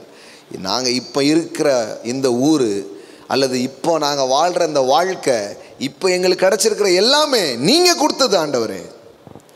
அதை ஒரு மனுஷனும் எடுக்க முடியாது. தான் எஸ்டாப்ளிஷ் பண்ணுறது பாருங்கள். நம்பிக்கையும் விசுவாசத்தையும் உறுதிப்படுத்துகிற காரியம். இது வரைக்கும் இப்போ நான் இருக்கிறேன்னா அது உங்களால் ஆண்டவரே. இப்போ எனக்கிட்ட ஒரு நன்மை இருக்குன்னா அது உங்களால் ஆண்டவரே. இப்போ எனக்கு ஒரு சந்தோஷம், ஒரு வெற்றி, ஒரு செழிப்பு இது அது உங்களால் தான் வந்துச்சு. அதை இடையில ஒரு சத்துரு எப்படி எடுக்க முடியும்? இடையில பிசாசு எப்படி திருட முடியும்? அப்படி தான் அவன் பேசிகிட்டு இருக்கிறான். அப்படி நீங்களே கொடுத்ததுனால தான் ஒரு ஆலயத்தை என்ன பண்ணாங்க, அவங்க கட்டினார்கள். 9வது வசனம் பாருங்க. எங்கள் மேல் பட்டயம் வாரு தான் பட்டயம், நியாய தண்டனை, சில ஜட்ஜ்மெண்ட்ஸ், இது எல்லாமே எங்களுக்கு எதிராக. எஸ், கொடுமையான நோய்கள், கொள்ளை நோய், பட்டயம், நியாய தண்டனை, கொள்ளை நோய், பஞ்சம், பாவற்றி, ஏழ்மை, தரித்திரம், இதெல்லாத்தையுமே அவர் கோட் பண்ணுறான். முதலான தீமைகள் வந்தால் அப்பொழுது உம்முடைய நாமம் இந்த ஆலயத்தில் விளங்குகிறபடியினால் நாங்கள் இந்த ஆலயத்திலும் உமது சந்நிதியிலும் நின்று எங்கள் இடுக்கண்களில் உம்மை நோக்கி கூப்பிடுகையில் தேவரீர் கேட்டு ரட்சிப்பீர் என்று சொல்லி இருக்கிறார்கள். சூப்பர். முற்பிதாக்களின் தேவனே, எங்கள் தேவனேன்னு ஏன் பேசினான்னா கதையாக சொல்லியிருக்கிறாங்க. என்ன சொல்லியிருக்கிறாங்க? உனக்கு எதிராக வார் வரலாம், உனக்கு எதிராக நியாய தண்டனை வரலாம், சில ஜட்ஜ்மெண்ட் உனக்கு எதிராக வரலாம், நோய்கள் உனக்கு எதிராக வரலாம், பஞ்சம் வரலாம், சில தீமைகள் உனக்கு எதிராக வரலாம். அப்படிலாம் வரும்போது நீ கடவுளுடைய பிரசன்னத்தில் அவரை நோக்கி பார்க்கும்போது அவர் உன்னை ரட்சிப்பார். பாருங்கள், இதை வந்து சாலமோன் இந்த டெம்பிளை கட்டும்போது அவன் பண்ண ஜெபத்தில் இதெல்லாம் இருக்குது. இது எங்கே இருக்குது? சாலமோன் வந்து தேவாலயத்தை கட்டி அதை பிரதிஷ்டை செய்யும் பொழுது இங்கே கோட் பண்ணியிருக்கிற இந்த ஜெபத்தை அவன் என்ன பண்ணுறான், அங்கே செய்கிறான். என்ன ஜெபம் பண்ணுறான் நீங்கள் பார்த்தீங்கன்னா, இதே மாதிரி இந்த ஆலயத்தை நான் கட்டுறேன், இதில் ஏறெடுக்கப்படுகிற எல்லா ஜெபங்களுக்கும் உங்கள் செவி என்ன பண்ணியிருக்கட்டும், திறந்துருக்கட்டும். எந்த ஊரில் இருந்து என்ன பிரச்சனை வழியா கடவுளே அவங்க அவங்கள நோக்கி பார்த்தாலும் நீங்கள் அவங்களுக்கு என்ன பண்ணுங்கள், ஹெல்ப் பண்ணுங்கள், அவங்களுக்கு உதவி செய்யுங்க, உங்களுடைய நாமம் விளங்கட்டும் அப்படின்னு சொல்லிட்டு சாலமோன் அந்த ஆலயத்தை பிரதிஷ்டை பண்ணும்போது இதே ஜெபத்தை என்ன பண்ணுறான், ஏறெடுக்கிறான். அப்போ காலகாலமாக இவங்களுக்கு ஒரு நம்பிக்கை, இவங்களுக்கு ஒரு விசுவாசம் உள்ள என்ன பண்ணுது, ஆழமாக போகுது. அது என்ன தீமை வந்தாலும், எந்த நோய் வந்தாலும், எந்த பட்டயம் வந்தாலும், எந்த எதிர்ப்பு வந்தாலும் கர்த்தரை நோக்கி பார்க்கும் பொழுது ரட்சிப்பு நமக்கு கிடைக்கிறது. அப்போ இதில் பழக்கப்பட்டிருக்காங்க. பாருங்கள், ஒரு தலைமுறை இன்னொரு தலைமுறைக்கு எதை விதைத்து இருக்கிறதுங்கிறத கொஞ்சம் கவனித்து பார்க்கணும். நம்ம பிள்ளைகளுக்கு பல்வேறு காரியங்களை சொல்லிக் கொடுக்குறத விட நம்ம பிள்ளைகளுக்கு சொல்லிக் கொடுக்க வேண்டியது என்னென்னா, உன் வாழ்க்கை நீ எந்த சூழ்நிலையிலும் உன் கூட இருக்கிற ஒரு தேவன் ஒருவர் இருக்கிறார். உன் வாழ்க்கையில் எந்த கஷ்ட காரியங்கள் நெருக்கடிகள் என்ன வந்தாலும் உன் ஜெபத்தை கேட்கக்கூடிய ஒருவர் இருக்கிறார், உனக்கு உதவக்கூடிய ஒருவர் இருக்கிறார். இந்த வெளிப்பாடு தான் அடுத்த தலைமுறைக்கு அவசியமாக இருக்குது. இல்லைன்னா நோய் வந்தால் என்ன பண்ணுன்னு தெரியலையே, பஞ்சம் வந்தால் என்ன பண்ணுன்னு தெரியலையே, எதிர்ப்பு வந்தால் என்ன பண்ணுன்னு தெரியலையே. பாருங்கள், இன்னைக்கு இருக்கிற பிரச்சனை என்ன, வாழ்க்கையின் பிரச்சனைகளை எப்படி சந்திக்கணும்னு தெரியாது. இன்னைக்கு ஒரு தலைமுறையை கூப்பிட்டு கேள்வி பாருங்கள், ப்ராப்ளம் வந்தால் என்ன பண்ணணும் தெரியாது. நல்ல தண்ணி அடிச்சுட்டு கிடக்கணும், இல்லைன்னா எப்படியாவது போகணும், இல்லைன்னா பாருங்கள் ரொம்ப இளம் வயதிலேயே தற்கொலைகள். என்னென்னா இன்னும் அந்த பிரச்சனைகளை எப்படி ஃபேஸ் பண்ணணுன்னு தெரியல. அதனால தான் எதையுமே இது பண்ணுறதே கிடையாது, அவங்க அப்படியே ஒரு இதிலே உட்காந்துடுறாங்க. ஆனால் இங்கே பாருங்கள், ஒரு தலைமுறை இன்னொரு தலைமுறைக்குள்ளே ஒன்றை அவங்க என்ன பண்ணியிருக்கிறாங்க, விதைச்சிருக்கிறாங்க. என்ன விதைச்சிருக்கிறாங்க, பட்டயம், நியாய தண்டனை, கொள்ளை நோய், பஞ்சம் முதலான தீமைகள் வந்தால் எப்படி சொல்லி கொடுத்துருக்காங்க பாருங்கள். எல்லாம் வந்தால் பயப்படாது, அதெல்லாம் பெருசு கிடையாது, நீ கர்த்தரை மாத்திரம் நோக்கி பார்த்தா. அன்னைக்கு தேவ ஆலயத்தில் தான் கடவுளுடைய பிரசன்னம், அன்னைக்கு அவங்க அந்த ஆலயம் தான் எல்லாமே அவங்க நினச்சாங்க. அதனால் அப்படி சொல்லி கொடுக்கப்பட்டது. இயேசுவின் மூலமாக இன்னைக்கு பிதாவை எங்கும் தொழுது கொள்ளும் காலம் வந்துடுச்சு. எங்கே நீ தொழுதுகிட்டாலும் அங்கே அவர் உனக்கு செவி கொடுப்பார்னு வந்துடுச்சு. அன்னைக்கு அப்படி இல்லை. எருசலேம், ஒருவேளை தூர ஊர்கள் இருந்தால் கூட இந்த யூதர்களின் பழக்கம் என்னவா இருக்கும் அப்படின்னா, எருசலேம் எந்த பக்கம் இருக்குது அந்த ஊரில் இருந்து அப்படின்னு பார்த்து கரெக்டாக அந்த பக்கமாக பார்த்து என்ன பண்ணுவாங்க, ப்ரேயர் பண்ணுவாங்களே. ஏன்னா அங்கே தான் அந்த ஆலயம் இருந்து. நீங்கள் தானியேல் புத்தகத்தில் வாசிக்கும் போது வாசிக்கலாம், ராஜா வந்து யாராவது கடவுளை என்ன தவிர யாரையும் கும்பிடக்கூடாதுன்னு சட்டம் போட வச்சிடறாங்க இல்லையா.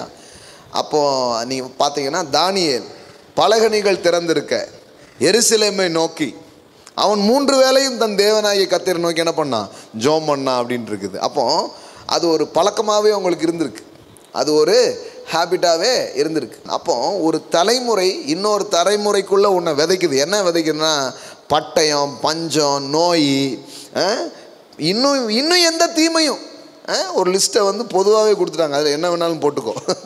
எங்கள் மேல் பட்டயம், நியாய தண்டனை, கொள்ளை நோய், பஞ்சம் முதலான தீமைகள் வந்தால் பாருங்க, இதில் இன்னொரு பாயிண்ட் சொல்கிறேன் பாருங்கள், இது ரொம்ப முக்கியமான பாயிண்ட்டு. பட்டயம், நியாய தண்டனை, கொள்ளை நோய், பஞ்சம், இதுக்கு எல்லாத்துக்கும் பேர் என்னது, தீமைகள். ஆனால் இதை நன்மைகள்னு ஒரு கும்பல் பேசிகிட்டு இருக்கு. நோய் நல்லது, பஞ்சம் நல்லது, இதெல்லாம் தீமைகள்னு எவ்வளோ அழகாக எம்பசைஸ் பண்ணியிருக்காங்க பாருங்களேன். எங்கேயுமே இது போன்ற தீமைகள், இது எல்லாமே கெட்டது. இந்த கெட்டது லிஸ்ட்டில் தான் இது இருக்குதே தவிர இது நல்லது லிஸ்ட்டில் இல்லை. வியாதியை நல்லதுன்னு சொல்கிற ஒரு கும்பல் இருக்குது. கடவுள் இந்த வியாதியை கொடுத்துருக்கிறார், தீமைங்க. இந்த கொரோனாவை கொடுத்தது யார்? இப்போ அவரெல்லாம் முதல்ல குவாரண்டைன் பண்ணணும், அந்த கடவுளெல்லாம் முதல்ல குவாரண்டைன் பண்ணி உட்கார வைக்கணும். இப்படி அறிமுகப்படுத்தியிருக்காங்க பாருங்கள் கடவுளை. பட்டயத்தை, நோயை. ஒரு வார் நடந்தால் இந்த வாருக்கு பின்னாடி யார்? கடவுள். கொள்ளை நோய், பஞ்சம், இதெல்லாம் தீமைகள். இந்த தீமை கடவுள்கிட்ட இருந்து வர்றதில்லை. இந்த தீமைகள் வரும்பொழுது கடவுளை நோக்கி பார்த்தா அவர் உன்னை ரட்சிப்பார்னு இருக்குது. எப்படி இருக்குது பாருங்க. வந்தால் அப்பொழுது உம்முடைய நாமம் இந்த ஆலயத்தில் விளங்குகிறபடியினால். அன்னைக்கு ஒரு ஆலயத்தில் தான் இருந்தது. இன்னைக்கு அந்த நாமம் இயேசு கிறிஸ்துவின் மூலமாக அந்த நாமம் இன்னைக்கு என்ன பண்ணிடுச்சு? பூலோகம் எங்கும், எந்த பாஷையாக இருந்தாலும், எந்த இனமாக இருந்தாலும், எந்த இடத்துல இருந்தாலும் அவங்க கர்த்தரை நோக்கி கூப்பிடும் பொழுது மேலே வானத்திலும் கீழே பூமியிலும் மனிதர்கள் காப்பாற்றப்பட, மனிதர்கள் ரட்சிக்கப்பட, மனிதர்கள் சுகமடைய இயேசு என்கிற நாமமே அல்லாமல் வேறே ஒரு நாமமும் கட்டளையிடப்படவில்லை. அப்போ அந்த நாமத்தை எங்கிருந்து ஒருத்தன் கூப்பிட்டாலும், எப்படிப்பட்ட தீமைகளின் வாழ்க்கையின் பிடியில் அவன் சிக்கிக்கிட்டு இருந்தாலும், அது அவனுக்கு எதிரான ஒரு காரியங்களாக இருந்தாலும், எந்த பஞ்சம், எந்த நோய், அது எந்த பிரச்சனையாக இருந்தாலும், எங்கள் இடுக்கண்களில் உம்மை நோக்கி கூப்பிடுகையில் தேவரீர் கேட்டு ரட்சிப்பீர் என்று சொல்லி இருக்கிறார்கள். நல்லா சொல்லி கொடுத்துருக்காங்க. இதுதான் ஒரு தலைமுறை இன்னொரு தலைமுறைக்கு கடத்த வேண்டிய முக்கியமான காரியம். வெறும் சொத்துக்களை மட்டும் கடத்தி பிரயோஜனம் இல்லை. எப்பா இதெல்லாம் நம்ம சொத்து தான், இதெல்லாம் நமக்கு தான், ரைட்டு. இந்த சொத்துலாம் எப்படி வந்துச்சு, என்னென்ன பிரச்சனையெல்லாம் நான் ஃபேஸ் பண்ணேன், அப்படி ஃபேஸ் பண்ணும்போது யார் என் கூட இருந்தா, இதெல்லாம் தெரிஞ்சாதான் சொத்து இன்னும் சொத்தாக இருக்கும், இன்னும் பெருகும். இதை கொடுக்காம போயிட்டாங்க பாருங்க. தெரியுமா, இது ஒரு ட்ராஜடின்னே இருக்குது வேதவசனத்தில். ஒரு தலைமுறை அடிமையாய் யோசேப்பு கொண்டு போகப்படுகிறான். எங்க? எகிப்துக்கு. ஆனால் கர்த்தரை குறித்த அறிவும் வெளிச்சமும் இருந்ததுனால அடிமையாய் போன அந்த தேசத்தில் அதிபதியாக மாறிட்டான். ஆனால் யோசேப்பு காலத்தில் 70 பேர் உள்ளே வந்தாங்க. அவங்க நல்லா தான் இருந்தாங்க. ஏன்னா யோசேப்பின் ஆட்சி இருந்ததுனால அவங்க நல்லா இருந்தாங்க. ஆனால் அப்படியே நாள் ஆக ஆக ஆக ஆக நீங்கள் பாருங்கள், இந்த யோசேப்பு அறிந்த தேவனை, இந்த யோசேப்பு புரிந்து வைத்திருந்த இந்த காரியங்களை அறியாத ஒரு கூட்டம் வந்துடுச்சு. அப்புறம் அதுக்கப்புறம் பார்த்தீங்கன்னா ஒரே அடிமைத்தனம் தான். பாருங்கள், இதை வேதவசனம் இதை ஒரு முக்கிய காரணமாக பதிவு செய்கிறது. பாருங்கள், நியாயாதிபதிகள் புஸ்தகம் 2வது அதிகாரம் 10வது வசனம் பாருங்கள். அடுத்த தலைமுறை சில காரியத்தை விளங்காத போது என்ன ஆகுது அப்படிங்கிறத வேதவசனம் பதிவு பண்ணுது பாருங்கள். நியாயாதிபதிகள் 2:10. அக்காலத்திலே இருந்த அந்த சந்ததியார் எல்லோரும் தங்கள் பிதாக்களுடன் சேர்க்கப்பட்ட பின்பு எல்லாரும் போயிட்டாங்க. அடுத்த ஒரு தலைமுறை என்ன பண்ணுது? வருது. ஒரு புதிய தலைமுறை. புதிய தலைமுறை நல்லது தான்.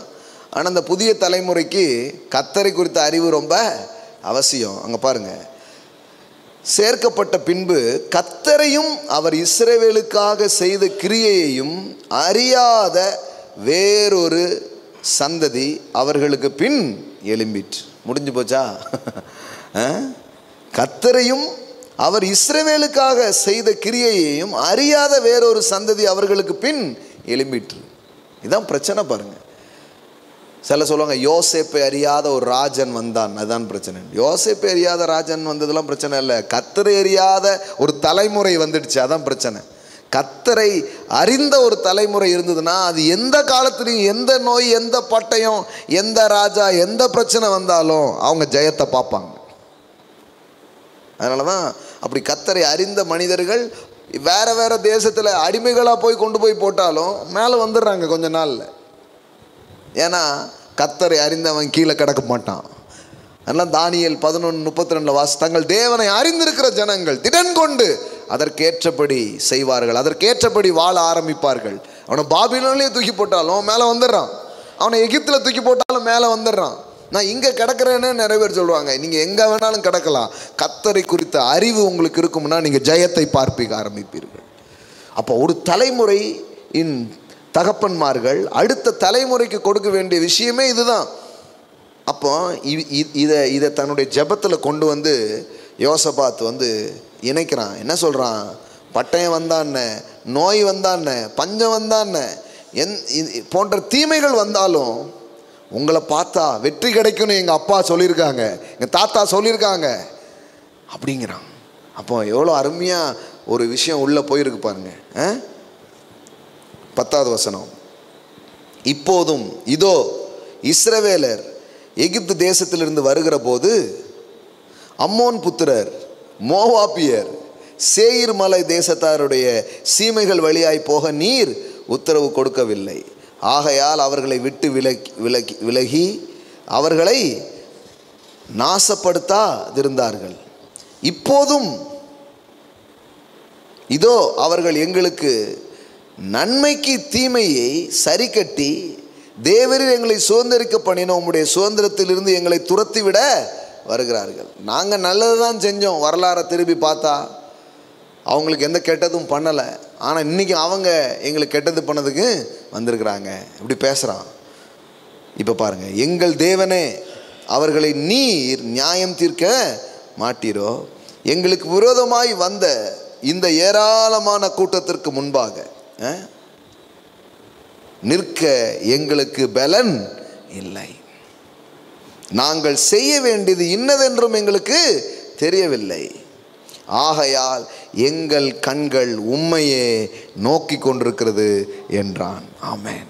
எப்போ the prayer of submission, total submission. இப்படிலாம் நாங்கள் கேட்டிருக்கிறோம். நீங்கள் தப்பு வச்சுருக்கீங்க, உதவி செஞ்சுருக்கீங்க, நன்மைகள் செஞ்சுருக்கிறீங்க. ஆனால் இப்போ பாருங்கள், அவன்லாம் எனக்கு எதிராக வந்துட்டு எங்களுக்கு தீமை தான் செய்கிறாங்க. நாங்கள் நல்லது தான் பண்ணோம். எங்கள் முற்பிதாக்கள் யாரும் அவங்களுக்கு கெடுதல் பண்ணலை. ஆனால் அவங்க எங்களுக்கு இன்னைக்கு கெடுதல் பண்ணதுக்காக வந்து நிற்கிறாங்க. கடவுளே, நீங்கள் எனக்கு உதவி செய்யுங்க. இதை எப்படி ஹேண்டில் பண்ண எனக்கு தெரியல. அந்த வார்த்தையை பாருங்கள், 2 வார்த்தை ரொம்ப முக்கியமான வார்த்தை பாருங்கள். இந்த ஏராளமான கூட்டத்திற்கு முன்பாக நிற்க எங்களுக்கு பலன் இல்லை, நாங்கள் செய்ய வேண்டியது இன்னதென்று எங்களுக்கு தெரியவில்லை. நிறைய நேரம் பாருங்கள், இது ரொம்ப நிஜமாக இருக்கும். என்ன செய்கிறதுன்னு தெரியலையே. மனிதர்கள் வந்து அதிகமாக பயன்படுத்துகிற வார்த்தை என்ன செய்கிறதுனே தெரிலங்க. 2 பொம்பளை பிள்ளையை வச்சுருக்கேன், என்ன செய்கிறதுனே தெரில. ஆம்பளை பிள்ளை வச்சுருக்கவங்களும் அதே தான் சொல்கிறாங்க, என்ன செய்கிறதுனே தெரியல, என்ன செய்கிறதுனே தெரியல. ஏதோ ஒரு காரியத்தை இதோட சேர்த்து ஒவ்வொருத்தரும் இதை சொல்கிறாங்க, என்ன செய்கிறதுனே தெரியல. அதை மேற்கொள்ள எனக்கு பலனும் இல்லை. இப்போ இதுக்கு பேர் வந்து the prayer of submission. தேவனுக்கு முன்னாடி சப்மிட் பண்ணுறது. என்ன பண்ண எனக்கு தெரியல ஆண்டவரே, என்ன பண்ணணும்னு தெரியலன்னா நீங்கள் தோற்று போயிருங்கன்னு அர்த்தம் கிடையாது. அது தேவனுக்கு முன்பாக கொண்டு வரும் பொழுது அது வேறு விதமாக மாறுகிறது. அதை மேற்கொள்ள எனக்கு பலன் இல்லை, என் சக்திக்கு மேற்பட்ட ஒரு காரியம், அதை மேற்கொள்ள எனக்கு பலன் இல்லை. அதே நேரத்தில் என்ன செய்கிறதுன்னு எனக்கு தெரியல. ஆனால் ஒன்று தெரியும், எங்கள் கண்கள் உம்மையே நோக்கி கொண்டிருக்கிறது. எங்கள் கண்கள் உம்மையே நோக்கி கொண்டிருக்கிறது. பாட்டு பாடணும்ல, ஒத்தாசை வரும் பர்வதங்களுக்கு நேராக என் கண்களை ஏறெடுக்கிறேன், வானத்தை பூமியையும் படைத்த தேவனிடத்திலிருந்து எனக்கு உதவிகள் வருகிறது. அப்போ கண்ணை உங்களுக்கு நேராக என்ன பண்ணுறேன், ஏறெடுக்கிறேன். ஆனால் என்கிட்ட பலனும் இல்லை, எனக்கு என்ன செய்யணும்னு தெரியல. பாருங்கள், இந்த மாதிரி சூழல் வழியாலாம் நம்ம கடந்து போகலாம். ஆனால் கூட கர்த்தரை நோக்கி பார்க்கும்போது என்ன நடக்குது பாருங்கள். 13, யூதா கோத்திரத்தார் அனைவரும், அவர்கள் குழந்தைகளும், அவர்கள் பெண் ஜாதிகளும், அவர்களுடைய குமாரரும் கூட கர்த்தருக்கு முன்பாக நின்றார்கள். அப்பொழுது சபையின் நடுவில் இருக்கிற மத்தனியாவின் குமாரனாகிய ஏலின் மகனான பெனாயாவுக்கு பிறந்த சகரியாவின் புத்திரன் யாஹாசியேல் என்னும் ஆசாப்பின் புத்திரனின் ஒருவரான லேவியன் மேல் கர்த்தருடைய ஆவி இறங்கினதினால் அவன் சொன்னது. பாருங்க, நாம் ஜெபித்து கொண்டிருக்கும் பொழுது வார்த்தைகளை பிரயோகித்து கடவுளுக்கு முன்பாக நாம் வந்து பேசி கொண்டிருக்கும் பொழுது, நாம் நம்மளை சப்மிட் பண்ணிட்டு இருக்கும்போது ஏதோ இங்கிருந்து தான் போயிட்டே இருக்குன்னு நினைக்கக்கூடாது. அங்கிருந்து ஒன்று இறங்குது, அங்கிருந்து ஒரு ஆன்சர் வருது. பாருங்களேன், இவங்க இப்படி ஜெபிச்சுக்கிட்டே இருக்கிறாங்க, இப்படி கடவுளுக்கு முன்னாடி சப்மிட் பண்ணிகிட்டே இருக்கும்போது கடவுள் என்ன பண்ணுறாரு, ஒருத்தன் மேலே பரிசுத்த ஆவியானவர் ஊற்றப்படுகிறார். லேவியன் மேல் கர்த்தருடைய ஆவி இறங்கினதினாலே. கர்த்தருடைய ஆவியானவர் ஒருத்தன் மேலே வராரு பாருங்க. இறங்கினதினால் அவன் சொன்னது. ஏதோ ஜெபம்னா நம்ம பேசிக்கிட்டே இருப்போம் அப்படிங்கிறது இல்லை, ஆண்டவரும் பேசுகிறாரு. இது ஏதோ ஒன் வே கம்யூனிகேஷன் கிடையாது. ஒரு சைடு மட்டும் பேசுறது இல்லை. நீங்கள் கடவுளுக்கு முன்னாடி பேசிகிட்டே இருக்கும்போது கடவுள் ஒரு பதிலை அனுப்புகிறார், ஒரு ஆன்சரை அனுப்புகிறார். அவருடைய ஆவியானவர் மூலமாக ஒரு உதவி உங்களுக்கு என்ன பண்ண ஆரம்பிக்குது, உண்டாக ஆரம்பிக்குது பாருங்க. கர்த்தருடைய ஆவி இறங்கினதினால் அவன் சொன்னது, சகல யூதா கோத்திரத்தாரே, எருசலேமின் குடிகளே, ராஜாவாகிய யோசபாத்தே கேளுங்கள். ஆவியானவர் ஏற்பட்டா சாமி அருள் உள்ள வந்துடுச்சு. யோசபாத்தே அவன் என்ன பதில் போகிறது, நீங்கள் அந்த ஏராளமான கூட்டத்திற்கு பயப்படாமலும் கலங்காமலும் இருங்கள் என்று கர்த்தர் உங்களுக்கு சொல்லுகிறார். இந்த யுத்தம் உங்களுடையதல்ல, தேவனுடையது. பாருங்க, ஸ்பிரிட் ஆஃப் காட் அவன் மேலே வந்த உடனே வர்ற வார்த்தையே எப்படி இருக்குது பாருங்களேன். அதனால தான் தீர்க்க தரிசன வார்த்தைங்கிறது மக்களை தைரியப்படுத்தும், மக்களை ஆறுதல் படுத்தும். இங்கே நிறைய நேரத்தில் இவங்க தான் தீர்க்க தரிசிகள் தான் நீங்கள் பயங்காட்டவே செய்தாங்க. நம்மளே பயந்து போய் உட்கார்ந்துருந்தா இவங்க காட்டுற பயம் அதை விட பெருசாக இருக்கு. ஆமாம். ஆனால் ஆவியானவர் உள்ளே வரும் பொழுது நாமளே பயந்து நடுங்கி பலன் இல்லையே, என்ன செய்ய போகிறோம் தெரியலேன்னு இருக்கும்போது உண்மையிலே பரிசுத்த ஆவியான இவரை பெற்ற மனிதனுடைய வார்த்தையை நீங்கள் கேட்டிங்கன்னா உங்களுக்கே பதில் கிடச்சிடும். ஏன்னா கடவுளுடைய ஆவியானவரை பெற்ற மனிதர்கள் கடவுளுடைய இருதயத்தில் இருக்கிற வார்த்தைகளை அவங்க உங்களோட பேச ஆரம்பிக்கிறாங்க. அதை கேட்கும்போது ஒரு தைரியம் உள்ள வருவார். அதுதான் ப்ரொஃபெட்டிக் வேர்டு. பரிசுத்த ஆவியானவர் ஊற்றப்பட்டு சும்மா ஏற்கனவே நோய் பட்டயம் பஞ்சம் வெள்ளன்னு பயந்துட்டு இருக்கும்போது தோ வருகிறார், ஐயோ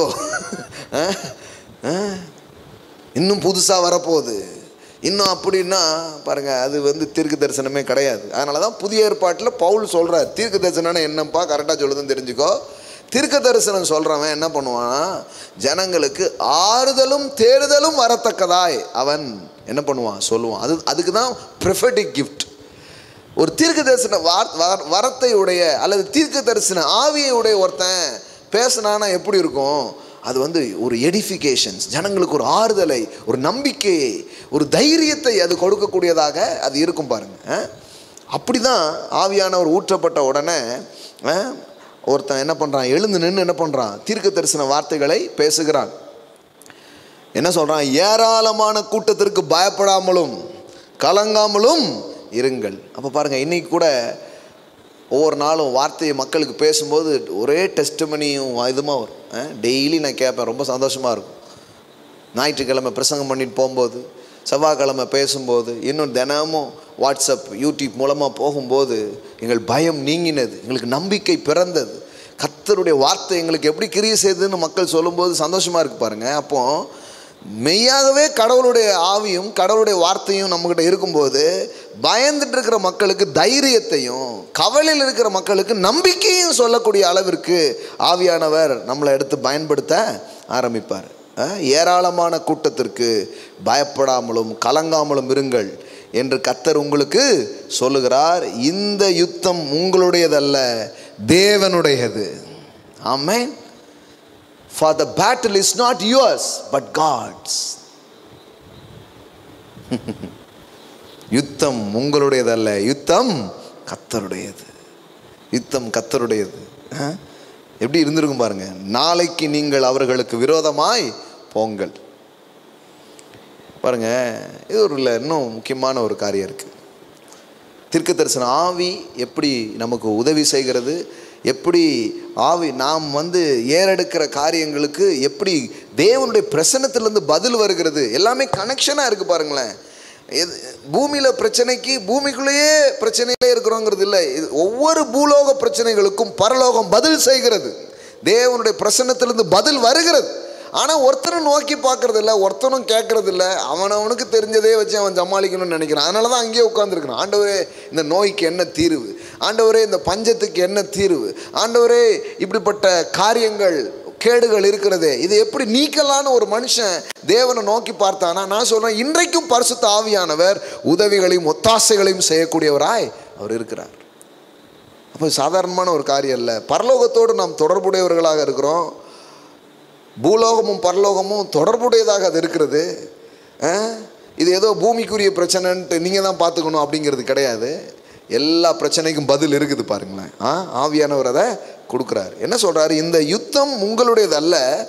யாருடையது? தேவனுடையதாக இருக்கிறது. For the battle is not yours but God's. அது தேவனுடையது.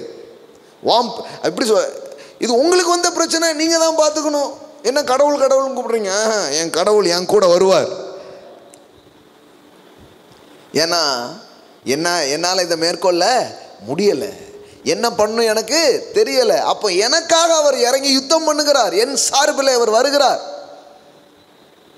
சொல்ல பாருங்க, அதெல்லாம் நீ தான் பார்த்துக்கணும். கடவுள் எப்பவும் கடவுள் கடவுள்னா அப்படின்றாங்க. இல்லை, என்னை பார்த்துக்கிற அளவுக்கு என்னை பலப்படுத்துகிறதும் அவர் தான். எனக்கு பலன் இல்லாத நேரத்தில் எனக்காக இறங்கி வேலை செய்கிறதும் அவர் தான். ஆமாம், ரெண்டும் இருக்கு. இப்போ கவனிங்க, இன்னொரு முக்கியமான காரியம் இதில் இருக்கு பாருங்க. இந்த யுத்தம் உங்களுடையது அல்ல, தேவனுடையது. இப்படி சொன்ன உடனே நிறைய பேருக்கு என்ன புரிஞ்சிருதுன்னா, நம்ம ஆட்களுக்கு வழக்கமாக என்ன புரியுதுன்னா, எப்பா யுத்தம் கர்த்தருடையதான், வாங்க எல்லாரும் வீட்டுக்கு போகலாம் அப்படின்னு போயிட்டாங்க. நீங்கள் சும்மா இருப்பீர்கள், வாங்கப்பா நம்ம போய் அப்படியே போய் உட்காந்து. சில பேர் அப்படி யோசித்தாங்க. இந்த கிருபை பாருங்க, கிருபைனால என்னது? ரெஸ்ட்டுங்க. அதான் ரெஸ்ட் எடுத்துக்கிட்டே இருக்கேன் அப்படின்னு போரை போட்டு தூங்கிட்டாங்க நிறைய பேர். கர்த்தர் எனக்காக யாவையும் செய்து முடிப்பார். இட்லிலாம் அவிச்சு சாம்பார்லாம் வச்சுருவார், நான் தானே படுத்து தூங்க தான் தூங்கிட்டாங்க நிறைய பேர். இவங்களுக்கு புரியல, அது என்ன சொல்ல வருதுன்னு புரியல. பாருங்களேன், இங்கே பாருங்கள், இந்த யுத்தம் உங்களுடையதல்ல தேவனுடையது அப்படி சொல்லிட்டு என்ன சொல்கிறாரு? நாளைக்கு நீங்கள் அவர்களுக்கு விரோதமாய் போங்கள். எப்படி கனெக்டடாக இருக்கு பாருங்க. என்னங்க யுத்தம் கர்த்தருடையதுன்னு சொல்லிட்டு எங்களை போக சொல்லுதீங்க? நீங்கள் போங்க, உங்களுக்கு முன்னாடி அவர் போவார். கர்த்தர் தான் குணமாக்குறாரு. ஆனால் நீ வியாதியஸ்தர் மீது கைகளை வையுங்கள். கர்த்தர் தான் ஜனங்களை மாத்துறாரு. ஆனால் நீ உலகம் எங்கும் போய் பிரசங்கம் பண்ணுங்கள். இது கோ ஒர்க்கிங். இது புரியணும் பாருங்க. நிறைய பேருக்கு இது தெரியவே இல்லை. நிறைய பேர் நினைக்கிறாங்க கர்த்தர் ஒன்றுமே செய்ய மாட்டேங்கார பிரதர், நீ ஒரு நாள் கிளம்பி போனதே இல்லையே. இவங்க என்ன நினைக்கிறாங்கன்னா கர்த்தர் செய்வாருன்னு இவங்க வீட்டில் உட்காந்துக்கிறது.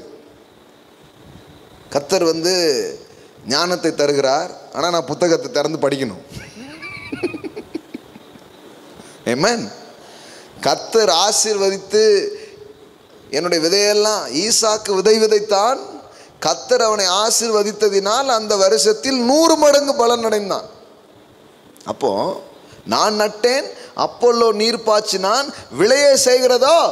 எப்படி ஒரு கோ ஒர்க்கிங் இருக்கு பாருங்களேன். பைபிளில் எங்கேயுமே ஏதோ நீ பார்த்துக்கோப்பா அப்படிங்கிற மாதிரி இல்லை, ஆண்டவரே நீங்கள் பார்த்துக்கோங்க அப்படிங்கிறதும் இல்லை. வா நம்ம 2 பேரும் போவோம் அப்படிங்கிறார்.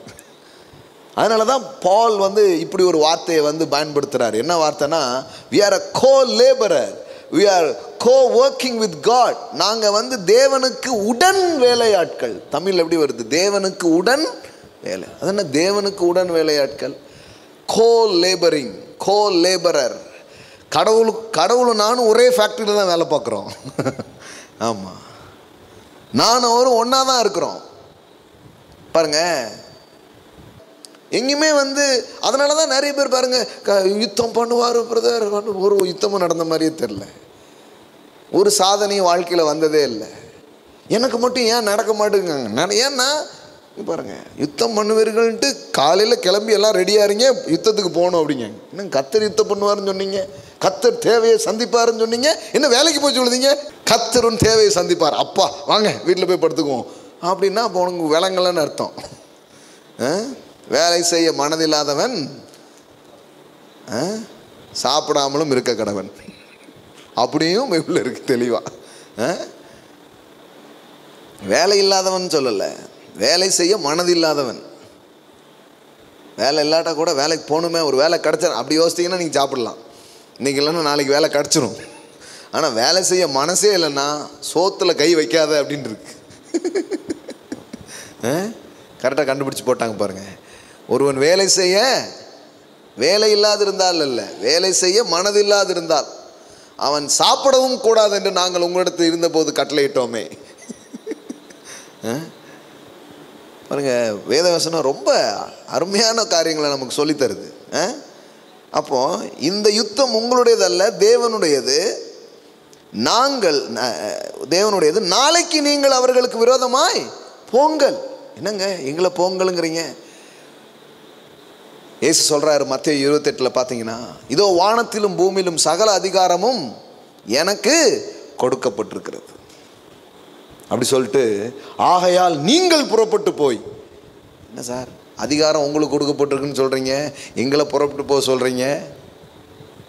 எனக்கு கொடுக்கப்பட்டிருக்குன்னா என்ன? மனு வர்க்கத்தின் பிரதிநிதியாக இருக்கிற எனக்கு கொடுக்கப்பட்டிருக்கு. நீங்கள் புறப்பட்டு போங்க. ஆகையால் நீங்கள் புறப்பட்டு போய் சகல ஜாதிகளையும் சீஷராக்கி. அதிகாரம் உங்களுக்கு கொடுக்கப்பட்டிருக்குது. எங்களை புறப்பட்டு போக சொன்னால், ஆமாம் நான் தலை, நீ தான் சரீரம்.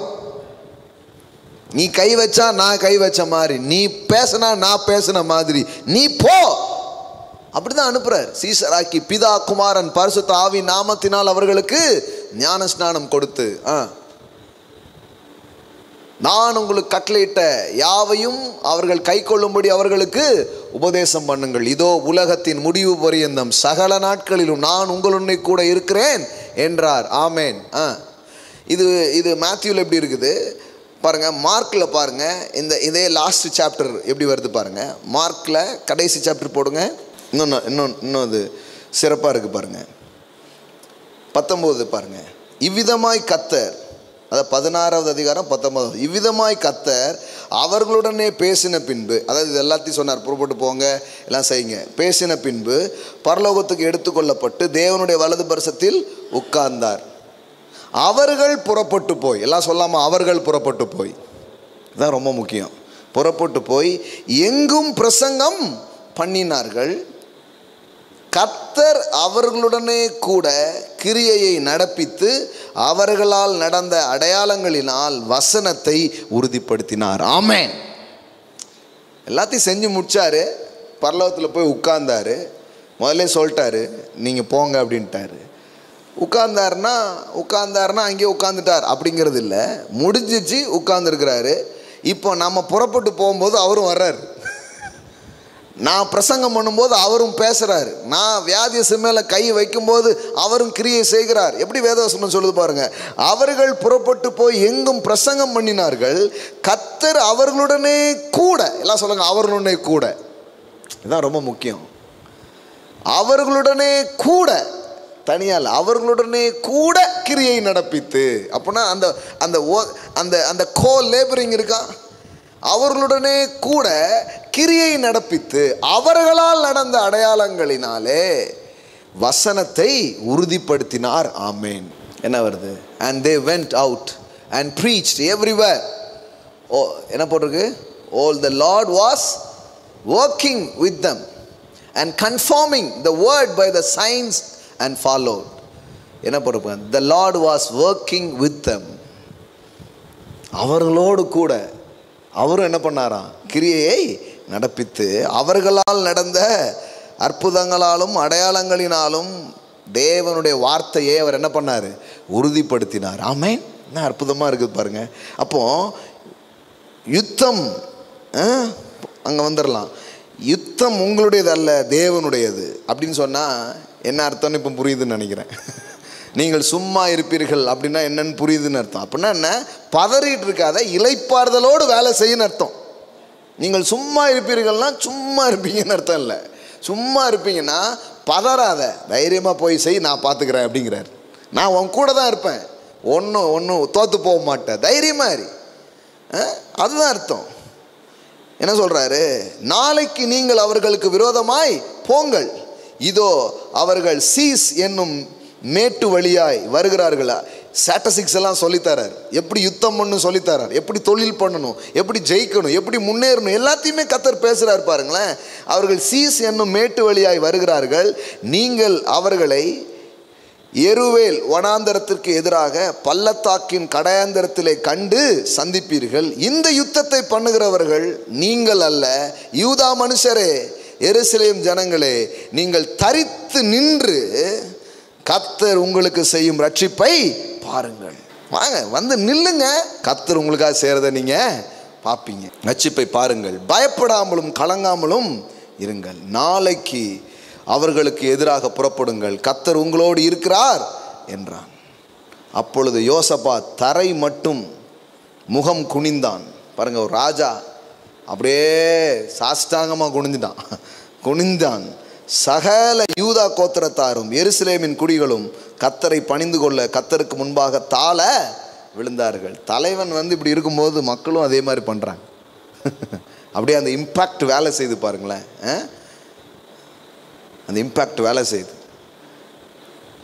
அவர்கள் அதிகாலையுமே எழுந்திருந்து தெக்கோவாவின் வனாந்தரத்திற்கு போக புறப்பட்டார்கள். புறப்படுகையில் யோசபாத் நின்று, யூதாவே, எருசலேம் குடிகளே, கேளுங்கள், உங்கள் தேவனாகிய கர்த்தரை நம்புங்கள், அப்பொழுது நிலைப்படுவீர்கள்.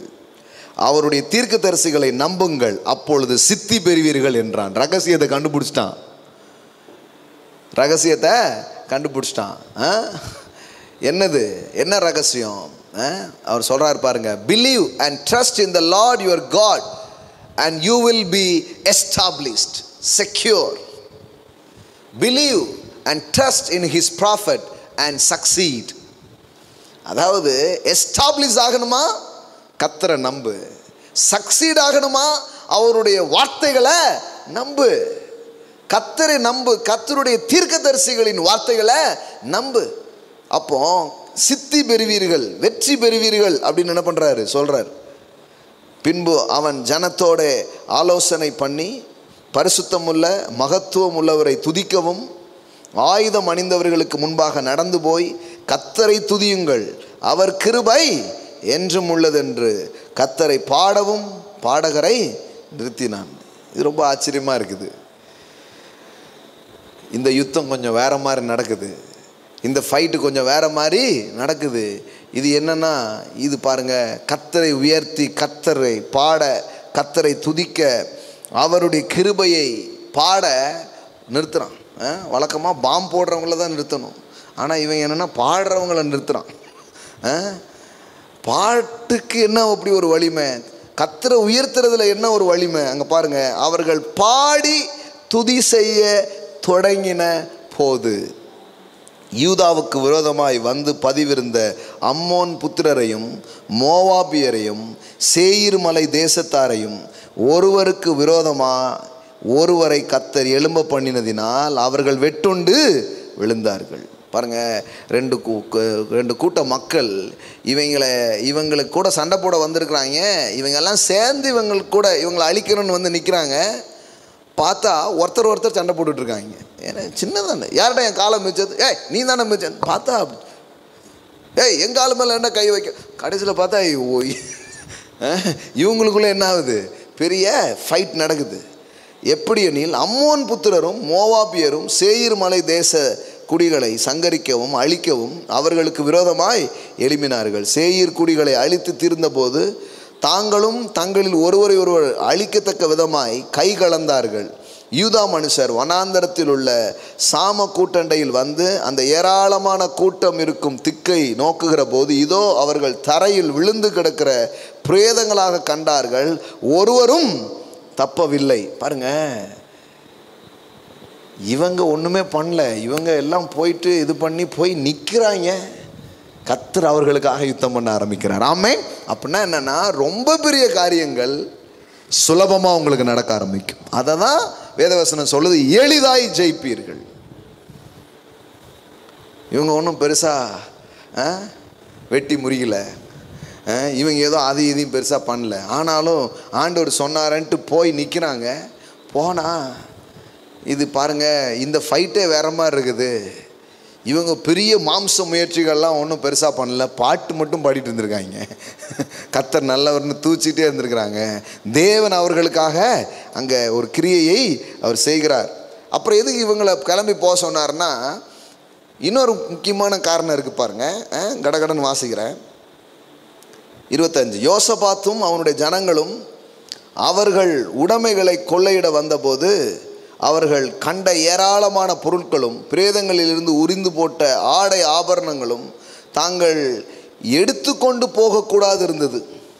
3 நாளாய் கொள்ளையிட்டார்கள். அது எவ்வளவு மிகுதியாய் இருந்தது பாருங்க. இப்போ வேற ஒரு ப்ராப்ளம் உங்களுக்கு. முதல்ல பிரச்சனையின் மிகுதி, இப்பொழுது ஆசீர்வாதத்தின் மிகுதி.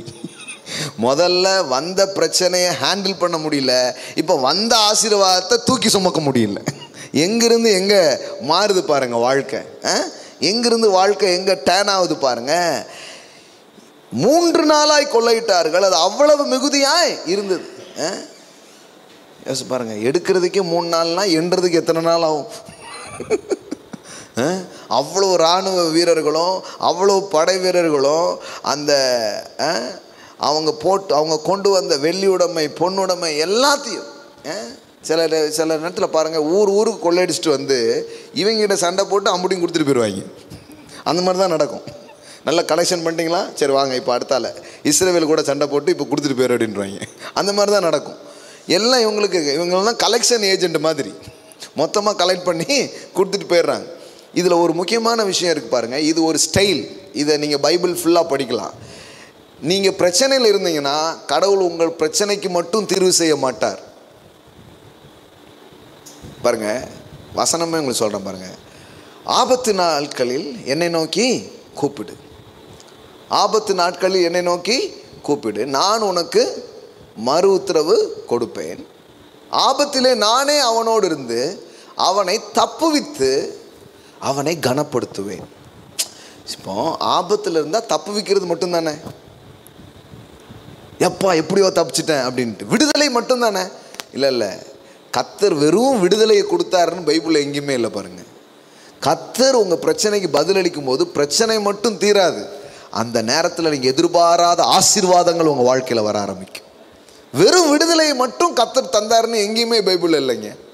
அதாவது என்ன அர்த்தம்னா, அதை தாண்டி ஒன்று நடக்குது. அவனை தப்புவிப்பேன் பாருங்க. அவன் என்னை நோக்கி கூப்பிடுவான், நான் அவனுக்கு மறு உத்தரவு அருளி செய்து ஆபத்திலே நானே அவனோடு இருந்து அவனை தப்புவித்து அவனை கனப்படுத்துவேன். ஏங்க, காப்பாற்றினாலே போதும், இது என்னை ஏன் கனப்படுத்துறது? எப்போவுமே பிரச்சனைக்கு மட்டும் அவர் தீர்வு செய்யறதில்ல, அந்த பிரச்சனைக்கு நடுவில் இன்னொன்று நம்ம வாழ்க்கையில் கொண்டு வரார், ஒரு ஆசீர்வாதத்தை கொண்டு வரார்.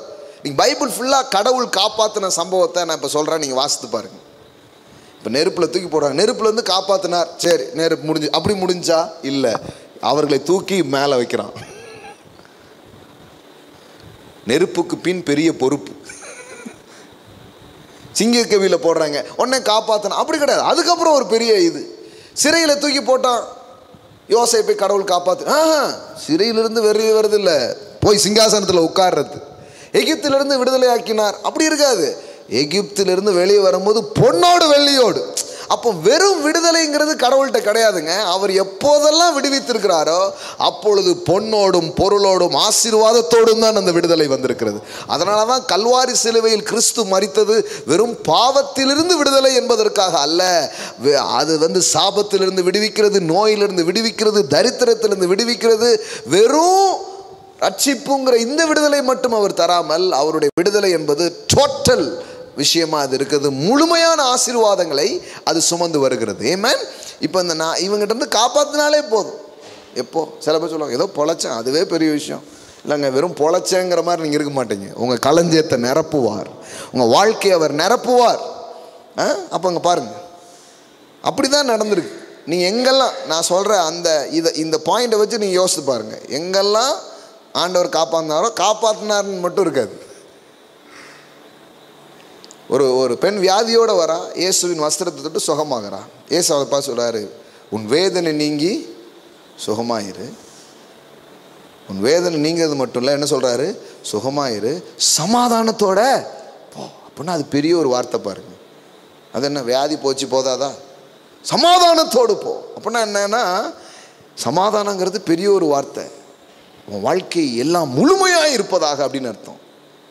சுகமான, ஆனால் சுகமானது மட்டும் இல்லை, இனி எல்லாம் உனக்கு முழுமையாக இருப்பதாக. உன் விசுவாசம் உன்னை ரட்சித்ததுன்னா வெறும் சுகமானது மட்டும் நீ போதாது, முழுமையாயிரு உன் வாழ்க்கையில். அதான் சமாதானமாயிருன்னு அர்த்தம். சமாதானம்னா என்ன? எல்லாம் உனக்கு முழுமையாக இருக்கட்டும். Shalom, nothing broken, nothing missing, nothing lacking. Shalom, உன் வாழ்க்கையில் எல்லாம் முழுமையாய் இருக்கட்டும். அப்போ கடவுள் பாருங்க, வெறும் விடுவிக்கிற கடவுள் அல்ல, முழுமைப்படுத்துகிறார். வெறும் ரட்சிப்பை கொடுக்குறார் இல்லை. அதனால தான் அந்த சுவிசேஷத்தை கேட்டு மக்கள் அங்கேயே உட்கார்ந்துருக்கிறாங்க. நான் சொல்கிறேன், பாவத்தை மட்டும் மன்னிக்கிறவர் அல்ல, உங்கள் தரித்திரத்தை நீக்கக்கூடியவராக இருக்கிறார், உங்களை உயர்த்தக்கூடியவராக. பாருங்க, சேற்றிலிருந்து தூக்குவார், அவ்வளோதான் சொல்லியிருக்காங்க. இல்லைங்க, அடுத்தது படிங்க, கண்மலையிலே நிறுத்துவார். தூக்குவார் மட்டும்தான் சொல்லியிருக்காங்களே தவிர நிறுத்துவார்னு சொல்லவே இல்லை. பாருங்களேன், அதில் நிறுத்திட்டாங்க இவங்க.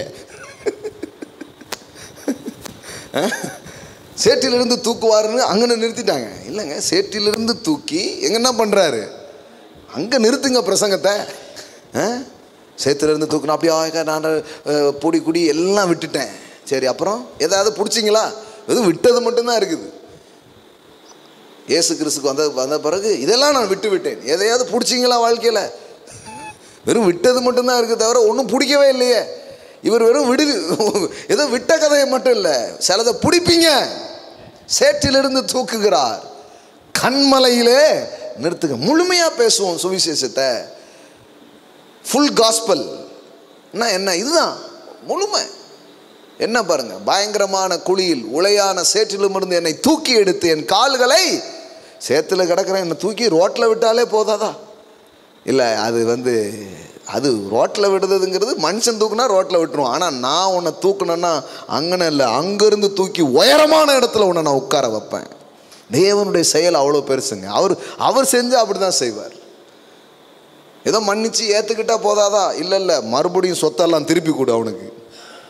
அதான் கடவுளுடைய அன்பு, அதான் கடவுளுடைய கிருபை. பாருங்க, இப்படி தான் வேதவசனம் பேசுது. 26வது வசனம், 4ஆம் நாளில் பெராக்காவில் கூடினார்கள், அங்கே கர்த்தருக்கு ஸ்தோத்திரம் செலுத்தினார்கள். கர்த்தருக்கு ஸ்தோத்திரம் செலுத்தினார்கள். ஆதலால் அவ்விடத்திற்கு இந்நாள் வரைக்கும் இருக்கிறபடி பெராக்கா என்னும் பெயர் தரித்தார்கள். பிரைஸ். பின்பு கர்த்தர் அவர்கள் சத்துருக்களின் பேரில் கலிகூற செய்தபடியினால். என்ன வார்த்தை பாருங்க, ஒரு நேரம் சத்துருவை பார்த்து பயந்தாங்க, இப்போ சத்துருவின் பேரிலே இவர் என்ன பண்ண வச்சிடாராம்? கலிகூற செய்தாராம். பயந்தது இப்பொழுது பரவசமாய் மாறிவிட்டது. எதை பார்த்து ஒரு கூட்டம் பயந்ததோ இப்போ அதை பார்த்து சந்தோஷப்படுற மாதிரி சத்துருவின் பேரில் கலிகூற செய்தபடியினால் யூதா மனுஷர் யாவரும் எருசலேமில் ஜனங்களும் அவர்களுக்கு முன்னாலே யோசபாத்தும் மகிழ்ச்சியோடு எருசலேமுக்கு திரும்பி போனார்கள். ஆமேன். சுபம்னு தான் முடிக்கிறாரு. சுபம்னு முடிக்கிறாரு. யோசபாத்து பயந்து ஓன்னு ஆரம்பிக்குது. எப்படி முடியுது பாருங்க கதை. மகிழ்ச்சியோடு எருசலேமுக்கு திரும்பி போனார்கள். அவர்கள் தம்புருக்களோடும் சுரமண்டங்களோடும் பூரிகைகளோடும் எருசலேமில் இருக்கிற கர்த்தருடைய ஆலயத்திற்கு வந்தார்கள். நன்றி மறக்கலை. பிரச்சனைன்னே ஆலயத்துக்கு வந்துட்டு முடிஞ்சிட்டா போச்சரி வாங்க போயிடுவோம் அப்படின்னு போல முடிச்சிட்டும் திருப்பி வர்றாங்க. ஆண்டவரே, எங்கள் வெற்றிக்கு காரணம் நீர் தான், எங்கள் ஜெயத்துக்கு காரணம் நீர் தான். அப்படி வந்து நிற்கிறாங்க பாருங்க. கர்த்தர் இஸ்ரவேலின் சத்துருக்களோடு யுத்தம் பண்ணினார் என்று கேள்விப்பட்ட அந்த தேசத்து ராஜ்யத்தார் மேல் தேவனால் உண்டான பயங்கரம் வந்தது. எப்பா, யாருக்கிட்ட வச்சுக்கிட்டாலும் இந்த யோசபாத்துக்கிட்ட நம்ம வச்சுக்காத. ஊர் புறம் அடுத்த ஒரு பிளெஸ்ஸிங்ஸ், க்ளோரி டு க்ளோரி. அதாவது இப்போ வந்த எதிரியை தோற்கடிச்சு மட்டும் இல்லை, இனி எவனும் கிட்ட வராத மாதிரி ஒரு வேலை நடக்கு. அது அங்கே வச்சுக்காத, பார்த்துக்கோ. இவ்விதமாய் தேவன் பாருங்க சுற்றுப்புறத்தாரால் யுத்தமில்லாத இளைப்பாறுதலை அவனுக்கு கட்டளையிட்டதினால் யோசபாத்தின் ராஜ்யபாரம் அமெரிக்கையாய் இருந்தது. ஆமேன். யுத்தங்களை ஓய பண்ணுகிற தேவன் அவர். யுத்தமே இல்லாத இளைப்பாறுதலை அவன் வாழ்க்கையில் கொடுத்தார் பாருங்க. சண்டையே இல்லாமல் அந்த மாதிரிலாம் இருக்கும்போது தான் ஒரு தேசம் நல்லா வளரும், பெருகும். அப்பப்போ போய் போருக்கே செலவு பண்ணிட்டு இருந்தால் அப்புறம் சோறுக்கு எப்படி செலவு பண்ணுறது? நிறைய காசு போருக்கு போயிடுது, கடைசியில் சோறுக்கு இல்லை. ஆனால் இங்கே போரே இல்லை. அதனால் இங்கே சோறு மட்டும் இல்லை, தேர் இருக்குது, எல்லாம் இருக்குது. மக்கள் சிறப்பாக ஒரு ஆட்சியை செய்ய அவனுக்கு என்ன பண்ணுறாரு? உதவி செய்கிறார் பாருங்க. அற்புதமான காரியம். ஒரு அதிகாரம் தான், ஆனால் எவ்வளோ காரியம் அதுக்குள்ளே அடங்கியிருக்கு பாருங்க. ஆமென். யோசபாத் சொல்கிறான், நான் பயப்பட்ட நாளிலே உம்மை நம்புவேன் என்று தாவீது சொன்னது போல அவன் பயந்த போது தேவனுக்கு நேராக தன் உள்ளத்தை திருப்பி, ஆண்டவரே இதை மேற்கொள்ள எனக்கு பலன் இல்லை, என்ன செய்யணும்னு எனக்கு தெரியல, ஆனால் நீர் இப்படி வாக்கு பண்ணி இருக்கிறீர், இப்படிப்பட்ட சுதந்திரத்தை எங்களுக்கு கொடுத்துருக்கிறீர், நீர் சொன்ன அந்த வாழ்க்கையை நாங்கள் வாழ்வோம், நீர் சொன்ன அந்த சுதந்திரத்தில் நாங்கள் இருப்போம். Thank you Lord Jesus. இன்றைக்கும் கூட வாழ்க்கையின் எந்த சவால்கள் வழியாக போயிட்டு இருந்தாலும் the battle belong to the Lord. யுத்தம் கர்த்தருடையதாக இருக்கிறது. நீங்கள் நின்று கொண்டு கர்த்தர் உங்களுக்கு செய்யும் ரட்சிப்பை பார்ப்பீர்கள். வெறும் விடுதலை மட்டும் இல்லை, இந்த பிரச்சனை தீர்ந்தா போதும் இல்லை, சில தீர்வுகள் மாத்திரம் அல்ல, சில பலன்கள் உங்க வாழ்க்கையில வர ஆரம்பிக்கும், நன்மைகள் உங்க வாழ்க்கையில வர ஆரம்பிக்கும். வெறும் பிரச்சனை தீர்க்கிற ஒரு தேவன் அல்ல, வெறும் விடுதலை மாத்திரம் கொடுக்கிற ஒரு தேவன் அல்ல. ஹல்லேலூயா. உங்களை நிரப்புகிறவர், நிரப்புகிறவர். ராபோ நோ கோராபா காதாராபா ரீமானா ஹாஸா டாலா ப்ரோகோந்தோ ரோபோ நா காதாராலா. டாடி, உம்முடைய கிருபைக்காக நன்றி, நீர் எங்களுக்காக செய்கிற செயலுக்காக நன்றி. அவர்கள் புறப்பட்டு போய் என்று எழுதியிருக்கிறது. எங்களோடு கூட நீர் வருகிறீர் சுவாமி. நாங்கள் போய் நின்னா போது எங்களுக்காக நீர் வேலை செய்கிறீர். எங்களுக்கு முன் செல்லுகிறீர். அவர்கள் துதியை பாடின உடனே அவர்களுக்கு எதிரிகளெல்லாம் விழும்படி செய்தீர் கர்த்தாவே. Thank you Lord Jesus. யுத்தம் இல்லாத இளைப்பாறுதலை கொடுத்தீரே அப்பா. கல்வாரி சிலுவையின் மூலமாய் ஆண்டவரே போர் முடிந்திருக்கிறது, யுத்தம் முடிந்திருக்கிறது. என் ஜனத்தை ஆற்றுங்கள், என் ஜனத்தை தேற்றுங்கள், அதன் போர் முடிந்தது என்று கூறுங்கள் என்று சொன்னீரே. Thank you Lord Jesus. எங்களுக்கும் ஒரு இளைப்பாறுதலின் வாழ்வை, அமெரிக்கையின் ஒரு வாழ்வை நீர் வைத்திருப்பதற்காய் நன்றி. பெற்றுக்கொள்கிறோம் இந்த மாலை வேளையிலே. இதை கேட்கிற ஒவ்வொரு பிள்ளைகளுக்கும் நன்மையும் கிருபையும் உண்டாகிறதற்காய் ஸ்தோத்திரம். இயேசுவின் உயர்ந்த நாமத்தினால் பிதாவே, ஆமென். கர்த்தர்